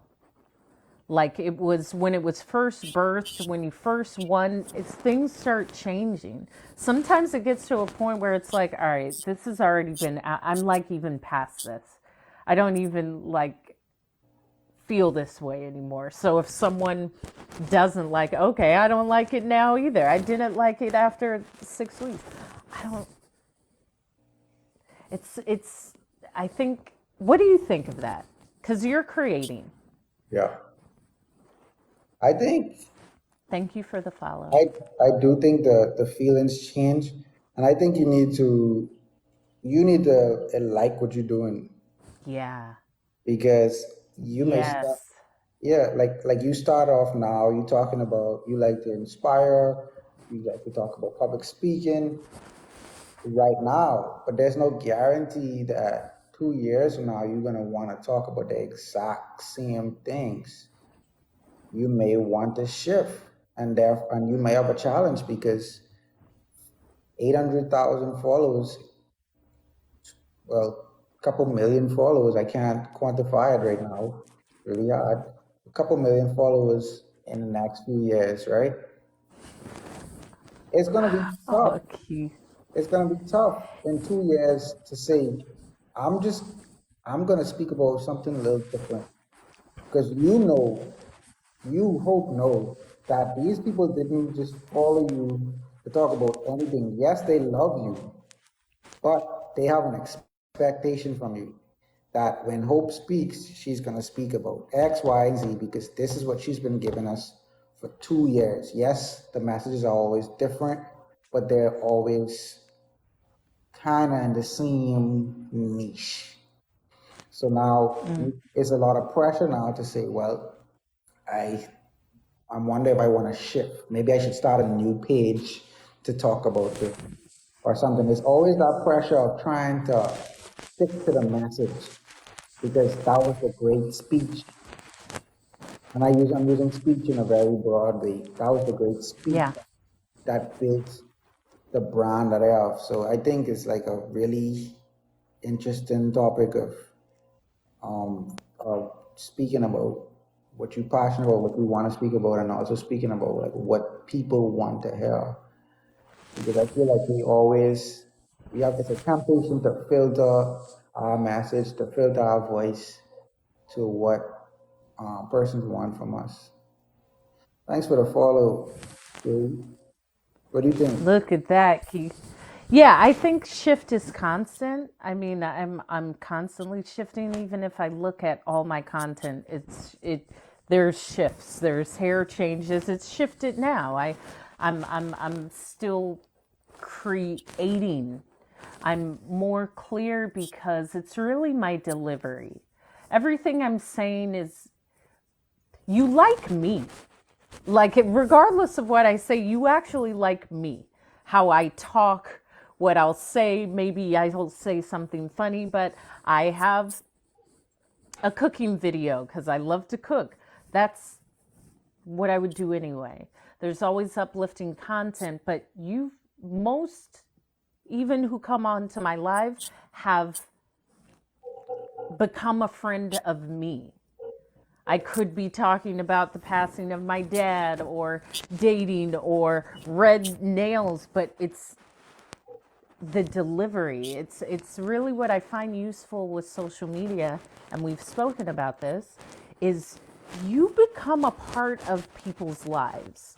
I'm less of I don't want to change the message and more of I just actually want to stay consistent because when I'm consistent, people are going to keep up with me and they may just see that subtle change. But if I sit with should I shift? I'm feeling different. I haven't posted. I don't know what to do. I disappear for a month or two and then come back as a different person.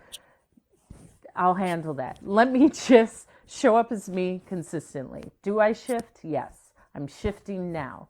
I've been shifting like the past year because it's less of like, I am a speaker. I'm a motivational speaker, but I'm not like chase the rainbow.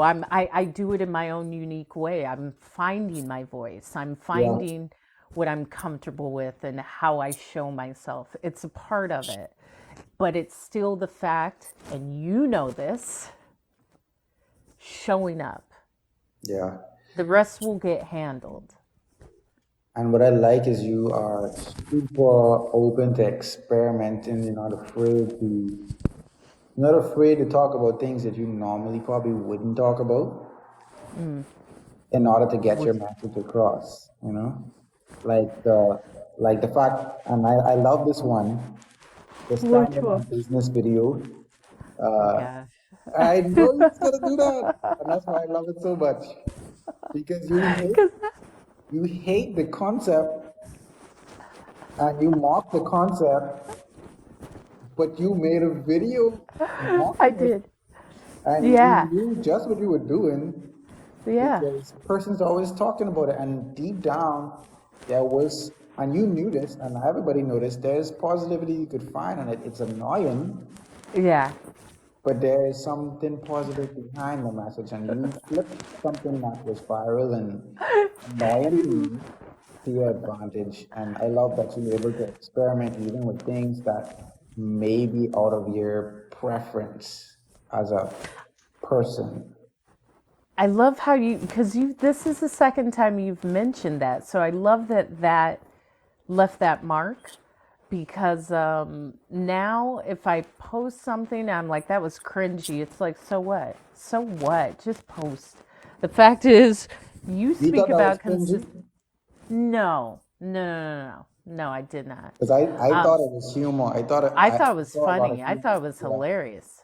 And people resonate with humor so well. Like, Yeah. Like And me, not even people I do. yeah. Like as your friend, I should like all of your videos.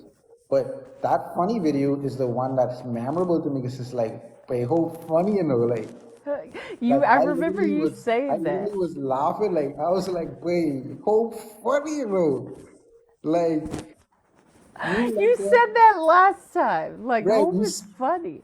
Like you speaking the most proper professional, like you was on a flight leading hundreds of persons to that destination. Like you took all of your professional experience to talk about something so unserious. And it was like, how are you being so professional, hating this thing, and also talking about it and bringing a That's motivational hilarious. kick into it? Like, it's like, what? Like, that's like a lot of range in there. So that stood out. And I don't think everyone thinks the way I think, but I think messages like that would cause someone just to follow you. Like they might not even like watch all the rest of your videos. They might just be like, this girl funny. And I like that she positive too. Positive and funny. Yeah, I give it a follow. Like they probably just wanna they come on your live. They probably just come on your live out of curiosity at first. Like, let me see if this how she is. Like, let me see if she always serious or if she actually funny on real life. Like, like it's like it. I feel like humor builds curiosity. That's one of the things I never heard, but now I thinking about it. I think humor does build a lot of curiosity. Like, who is this person behind the humor? Because humor is like it's almost like a game. So you want to know how is this person when the game is over? How are they on break? Like A break for 2.5 hours, and then I was fired. Um, oh, oh, well, we know how you are on break on your on your lunch break. Like I've seen her in the classroom, and that's also another thing where humor is so good because they see you in your serious mode. They see you talking about motivation. But could we invite you to the barbecue? oh gosh, even that saying, I'm like, Yeah, you don't so. like. I know you don't like it, I but don't like. It's can not that I we? don't like it. American slang is You don't just like a lot of stuff. lame. American slang is like lame. It's just not creative. Really, it's just not But creative. but creative aside, though, that's a real thing, though. Like that's not just a saying. Like you really don't I'm not invite coming. everyone It's to the hot barbecue. outside. A barbecue out. My family used to have family reunions in Texas, in Houston, in July. It's hot as heck. It's humid. There's mosquitoes. There's bugs. I'm not going. I'm not going. To be That's out a there with video y'all hope. sweating, That's a nah, I'm video not going. hope.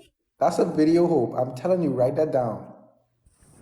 I've been telling my parents that since I was 16. I'm not going to the family reunion. The I'm barbecue. not going. I like, and you're not gonna like this video. I want you to do this video for me, please. Oh, geez, what? You're not gonna like the video, but I want you to do it for me. Okay. I want you to do a video on not going to the barbecue, please. I'll do one gladly. Find a Because way people to go to make the that cookout, go to the cook. hopeful. Listen, I'll go But to the you have cookout, to say barbecue though. Don't say cookout. but I it's want the it. cookout. It is a cookout, but they say the barbecue. I want you to say the barbecue. Okay. Yeah, I'll do it for you. Why It's because why content. are you Why not I going to don't the go? barbecue? Give that and then you do your hopeliness with that. The barbecue. Here's the thing, I would go. I just don't stay long. Give me a table topics right now on that. Why are you What? not going to the barbecue Oh, is that my table topic? right now? Don't even make the video no more. This is the video. I refuse to go out. It's not just the barbecue part, it's that I refuse to go out. Keith doesn't understand the family dynamics behind a barbecue. There's the grill master. That's the person at the barbecue pit, typically smoking some ribs or some links, maybe some chicken, possibly a brisket. And that person for me would be my father. And he taught me how to work the grill and how to heat the grill and how to use different woods. Apricot wood will give the meat a different flavor than pistachio wood or grapevine wood, because living in Central California, we grow all of these trees. So the trees have to be cut down at some point, and that wood has to be taken away. And it was always my father to find the free wood. So the wood is in the barbecue pit. The barbecue pit has the hot links or ribs. That's the first most important person. Then there's the people that bring the sides. Potato salad, maybe some coleslaw, maybe some bread. We call it light bread if it's just white bread. You got some light bread so you can sop up your barbecue sauce. And I was always the kid that witnessed the person who brought the nastiest food. Because you go to these cookouts, people aren't going to lie to you. If your potato salad is nasty, they're going to tell you. If your cake has too much flour, they're going to tell you.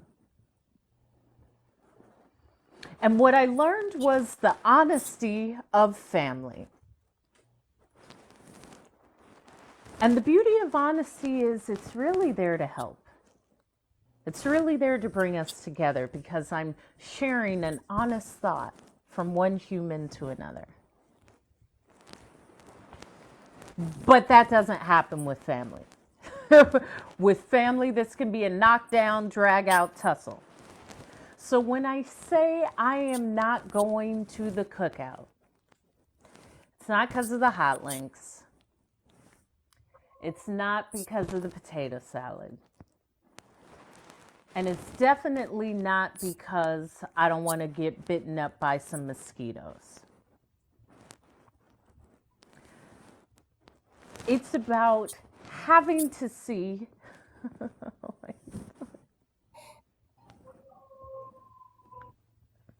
It's about having to see how honesty doesn't always bring us together. So, yes, this may not be the most uplifting, but there's always the side that honesty will bring you further apart.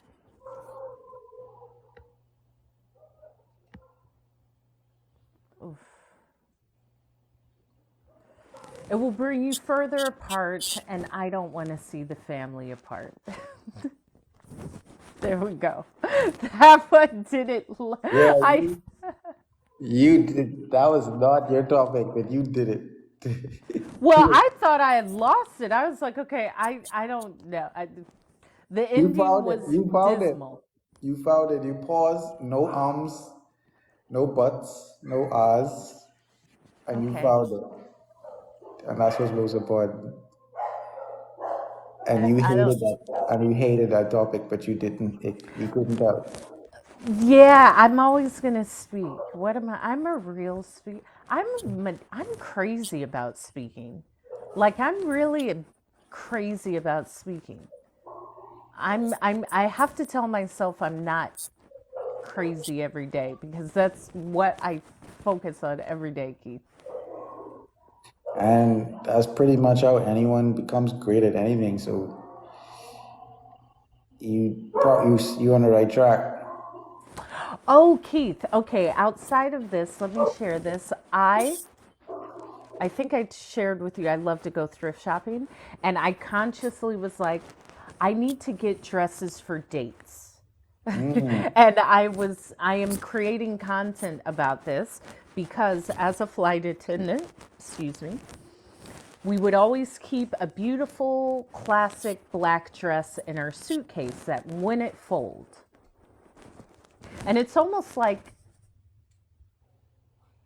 It's the best thing in your suitcase.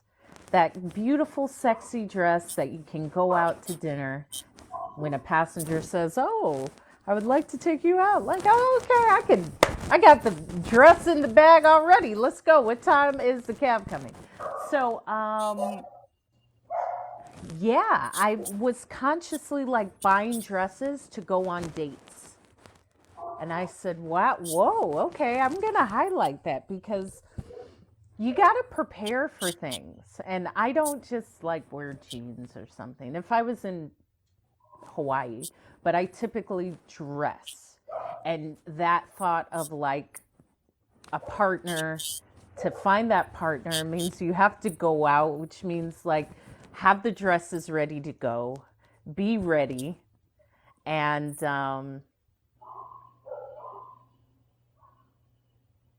just that skill of being ready, Ready. being prepared. The skill of readiness. Yeah, I never heard that skill before. That's a skill. that skill of readiness. That's a Thank you, skill. Richard GL, for the follow. Yeah, I gotta get my dress up. These two dresses, man. I said, okay. Skill. Yes, these are Ready. great. I like that. Do you get dressed up when you go out on dates? Dates are so. I don't. I haven't taken dates seriously in the last 2 years. So for me, and also dressing up for me isn't like a big. I don't make a big deal out of it. Yeah. So not really.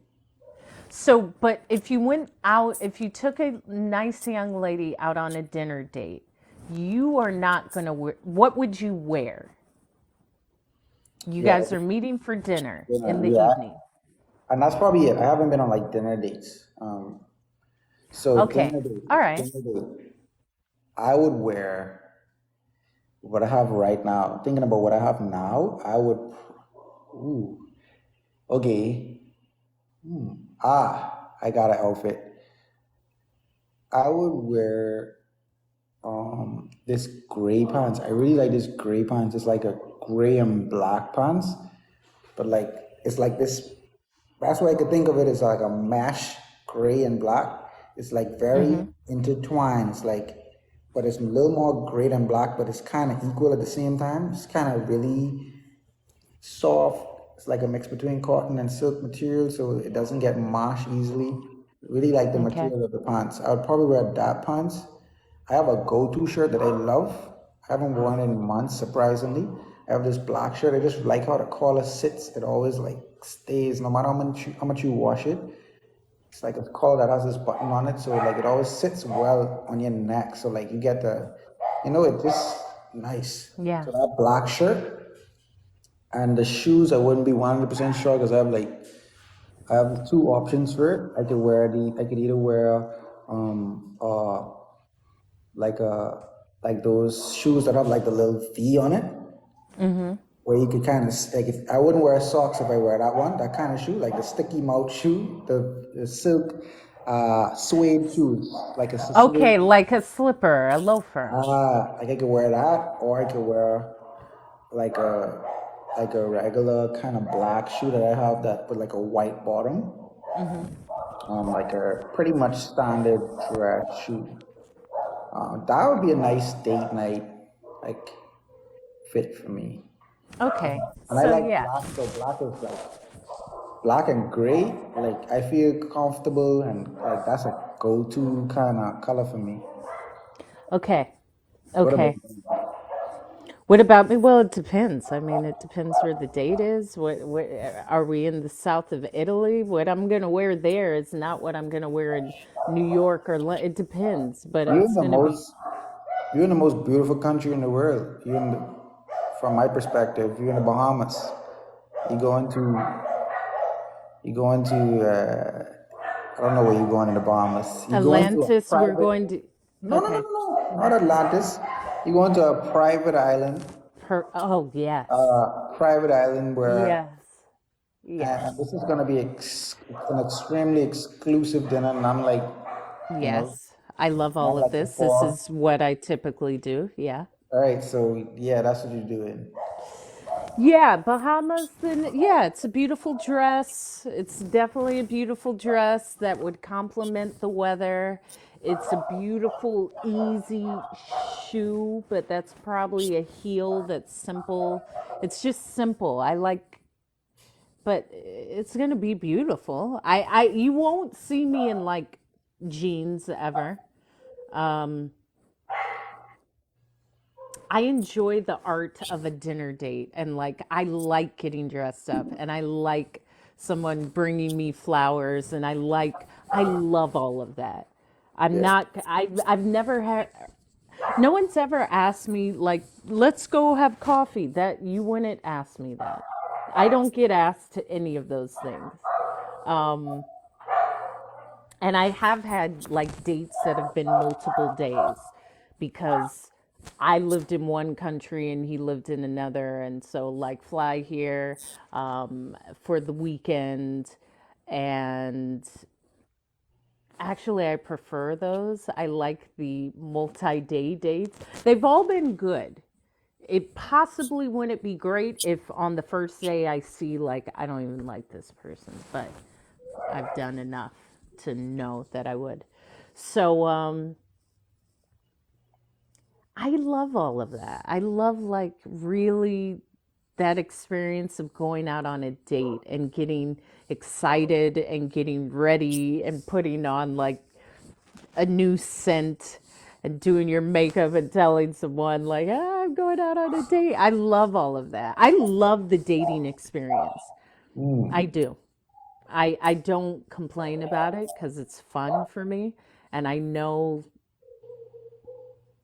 it takes time, man. Not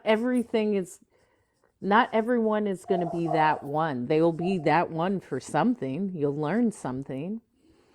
But I do enjoy like going out on a dinner date. I enjoy that. Nice. It sound like a hobby for you, like Yeah, a hobby? Sure. it's like a hobby. I've been on, of course. I'm a single woman traveling the world. Somebody's gonna want to take you out on a dinner date, and I'm saying yes. Or the opening of a restaurant, or a lot of private dinners. Of course, yes. I'm going. Thank you.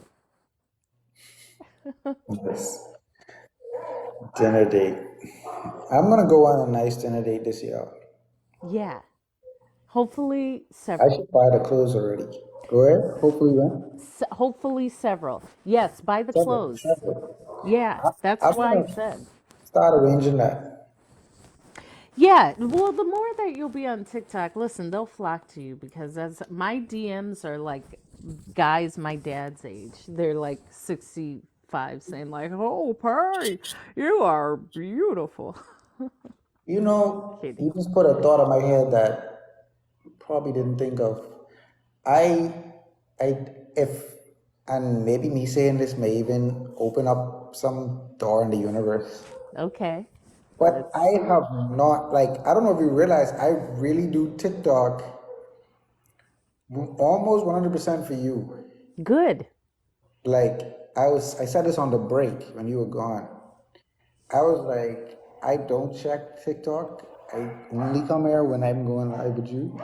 I may, it's like a one in 100 times I would check it like randomly. But most Mhm. of the times I'm on TikTok, I'm probably coming on to see if you're live or to go live with you. So, because I'm still getting into the TikTok into it. Yeah. But I had a pass with it because I was a teacher and my students had pretty much begged me to join. Mhm. And it was around COVID time, so I was a little bored. So therefore, you would see where I do have a couple of videos and followers, and like 80% of my followers or 60% would be like past students Okay. of mine. So yeah, still warming up to it. But yeah, at this point, I don't even view like coming on it as like that would happen. I have never met anyone significant from TikTok because TikTok for me has always been a connection between me and my students, and Mhm. somewhat mentally it still is that. Like I always viewed it that way because that's the reason I have a TikTok. If it wasn't for them, I wouldn't have a TikTok unless I would have made it in recent years. And the fact that I still don't, visit it much, I probably wouldn't have made one. So that would be cool and very surprising if that happens. Yeah, and we've put it out. Anything could happen. You're traveling. You have access. Just yeah, I'm so happy about traveling. Um, this is a great year, man. We've been putting in a lot of diligent effort to a lot of things, and things are. It's harvest. Harvest season is a Yeah. coming. It's a coming, and This, I this feel it. This will be a great year. Someone named Slugger just joined. I don't know, I just like to make these quick comments when people's names remind me of other persons. I gave a friend a nickname that actually stuck. Persons also call him this name. I don't know now, but in high school, I called him Sluggy because we played basketball together and he was tall compared to us. He was like 6'3". I talking like in grade nine when he was in grade 8, 9. So we always played him in the center, but he was super slow, but he's extremely efficient. So he was always respected, but he would do things and this like it's like he just take his own time and it's like he moves slow. So I call him Slug, like Sluggy. Yeah. But I think Robin's oh, continue. you finish? No, well, are you finished? Because Yeah, I because I did want not. to. I still gonna respond to what you were saying though. Continue then. Yeah, I agree with you. This is gonna be a great year, and we both have put in a lot of work. We have reaped some of the rewards, but I think it's just the beginning of Yeah, of what's to come. It's gonna be a really good year. it's It's just yeah, exciting to think about the things we be discussing and the things that we don't even know is gonna happen as yet. The good things that's gonna come. yeah. Yes, and Robin said anything is possible. Yes, it is, Robin. Anything is possible. And what is possible is we will be ending this live, okay? Any day is possible. What is that from? Well, initially it's from Kevin Garnett. It's a Is it a it's a meme? it's a quote. So Kevin Garnett, they had won the conference finals or something, and he was extremely hype. And in the interview, they basically asked him like, how far you think this team could go in the playoffs, for this run that they're having, and he said, I'm so hyped right now. Like he barely answered the question. I'm so hyped right now. Anything is possible. That's true. That was It's his true. that was It his is interview so answer. true. And That gets me pumped. I believe that if NBA analysts and NBA fans were to compile the best interview responses, question responses, that probably like top 5 in history. Like it's so memorable because it's not a like you don't answer a question like that. Like it sounded poetic That's beautiful. as if he had planned it out. Like if they ask me this is exactly what I'm gonna do. Yeah. And it's just beautiful, man. And I actually adopted it. I don't know. You probably heard that speech before, right? Have you? I Have you don't heard? know. I shouted that out in a speech a couple of times. I don't know. We probably never heard it, but that one of my favorite speeches where I actually found a reason to insert that. So I actually shouted out, um, and Anna gave me that idea actually, because in the speech, when I practiced it or when I did it the first time, I didn't really shout it. I just kind of like Oh, said it, yes, I do remember. Yes, right? I So did hear that. wait, I did. No, I did shout it. I did shout it in the speech the first time I did the speech. but Anna brought it to my attention how powerful it was. I didn't know it was powerful. It was fun because I've always appreciated Kevin Garnett, and I always appreciated that interview. So I would Yeah. always like look back and laugh or smile if I ever see it. But I didn't know that me doing it in a speech would bring me so much happiness. So I did it, and Anna said, you know, you should consider making that your thing. Like, that's something you do reoccurringly in speeches, so that something people could remember you by. Like, oh, she said it's a positive thing to be remembered by. If persons only remember anything's possible, so she said, consider making that a part of your niche. And I said, like it was so easy to accept. If it was as if she was just telling me something I already knew, and she just needed to confirm it. So I instantly accepted that. I started saying it more. I put it in my bio on Instagram, on TikTok. It's probably still there. I can't even tell you what my bio says. Um, I put it in my bio on Facebook. It's on my WhatsApp bio.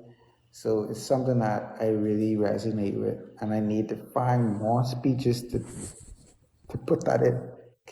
Anything is possible. Yeah. Because it's the truth. Anything is possible. I'm living proof. We both are. Anything's possible. When you actually tired, I've never seen it. I can actually feel it in my voice. Last week I ended a live early. I was like, oh, I'm not going to continue this live. I got to be able to speak tomorrow. And I've spoken 3 times today. This That's like morning what, 6 hours plus? well, this morning was an hour and 35. And then I spoke at the Toastmasters group, and then tonight, which is, let's see how long we've been on today. No way. 4 hours? 4 hours and 1 minute. It's what? Right on the dot. I guess that. I didn't even know for sure. I thought it was like 2. No, I think 4 hours is reasonable. I came on after 9. I completely. What happened to our 1.5 hour to 2 hour That's lives, for the Keith? podcast.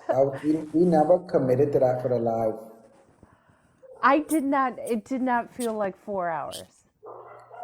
No, it didn't. Is this the longest live we had? I believe so. Yeah, we haven't done 4 hours. We had lives that felt longer than this. To me, Yeah, this we had the break. I know I had my bathroom break, but that break like does not make a difference. Because you four had breaks in the hours, other ones too. 4 hours we've been talking. That's why I'm feeling it. Wow. You've been speaking a lot today. I got up early because I was on live this morning by I think 8:30 this Wow. morning. And that was like me getting up, meditating, journaling, cleaning, mopping for my mom, and then going outside. So I've been up and at it. I've been on it. I told you, stuff is happening. Hope got a good. When I get that fire under me, when I get tired of people, like, oh yeah, it's time to get to it. All right. You ready, man? You ready for whatever it is that's coming next? Whatever that next I'm step ready. is. A next step Yeah. in your journey, your speaking journey in your life. Yeah, and just encouraging others. I mean, there's great ideas I wrote down, and I'm constantly expanding and just believing. So I will share that. And for all my hopefuls and for the good energyers, which are Keith's peeps, I speak daily here. And I also post all of my lives as well as other content on my Hope is Speaking YouTube. So I greatly appreciate anyone going to subscribe. I'm on my marathon to 1,000 followers, subscribers on YouTube. I'm on my marathon to 10,000, which is an incredible thing, because there was a time where I wasn't here and was afraid to be seen. So I encourage, if you found anything beneficial, to follow. And my link in bio, if you go to the top of my page, there's a link. And oh, wait a minute. Okay, so it wanted to make sure we were still on the live. So, top of my page, click the link. In my link tree is my TED Talk. It's the first button. You can go watch my TED Talk, or go to YouTube and put Hope TED Emergency Landing, because that really gives a background on why I speak, and things will make sense. So I like to share that, as well as all my links. Work with me, email me, are all in my link tree. And is there anything you would like to say, Keith? No, nothing significant. I was actually thinking about a TED Talk idea, but it's very vague, and I don't think I'd actually do it. But I was thinking about the quote, "Anything's possible." I was thinking, what if I like break that down? I don't know. That was just a random. Oh, yeah, sit with that. Anything's possible. Yeah. But I was like, that would be so. I don't know. Yeah, I just haven't. I guess I just that's always an initial thing to like tear apart an idea. I was thinking it's so vague. Like I don't see how that would be. Yeah, but vague is good. There's a lot to work with. There's a lot to You should work with know. if vague. You can, sometimes it's just widening how we see it, and sit with it. It'll come. I think vague can be good. That just means there's so much that can be done with it. I like that. I'm gonna let you go. Yeah, also, geez, I gotta get my rest, because tomorrow's my cycling day. So I will be on live in the morning. I won't be It's talking good, much, Johnny. because I'll be riding my bike. And I close. Was there anything else you want to say? Because I'm going to give my closing statement. No, watch the replays and see y'all on Tuesday when I'm back, and Yeah, see see you y'all. on Stay Tuesday. tuned to Hope, because Hope could go live at any I'm moment. always live. Yes, and I close my lives with be the reflection of love, because we all come from an infinite source of love. Show up like we did. All we did was show up. All you did was show up. That's all you have to do. Show up for yourself, show up for your body, show up for your workout. Just show up. Because if you don't show up, it won't show up. And believe, believe, believe that anything is possible, because it is. Anything is possible. I love that. So I'm out with the fire. Let's go to sleep. I will see you tomorrow. Keith will see you on my live on Tuesday. And this has been fun. So thank you. Thank you, Mag. And thank you for all the hopefuls that are here. Thank you for Keith's people. And I will see y'all later. Bye-bye. Bye. 4 hours. 4 Crazy. hours. You need to learn how to stop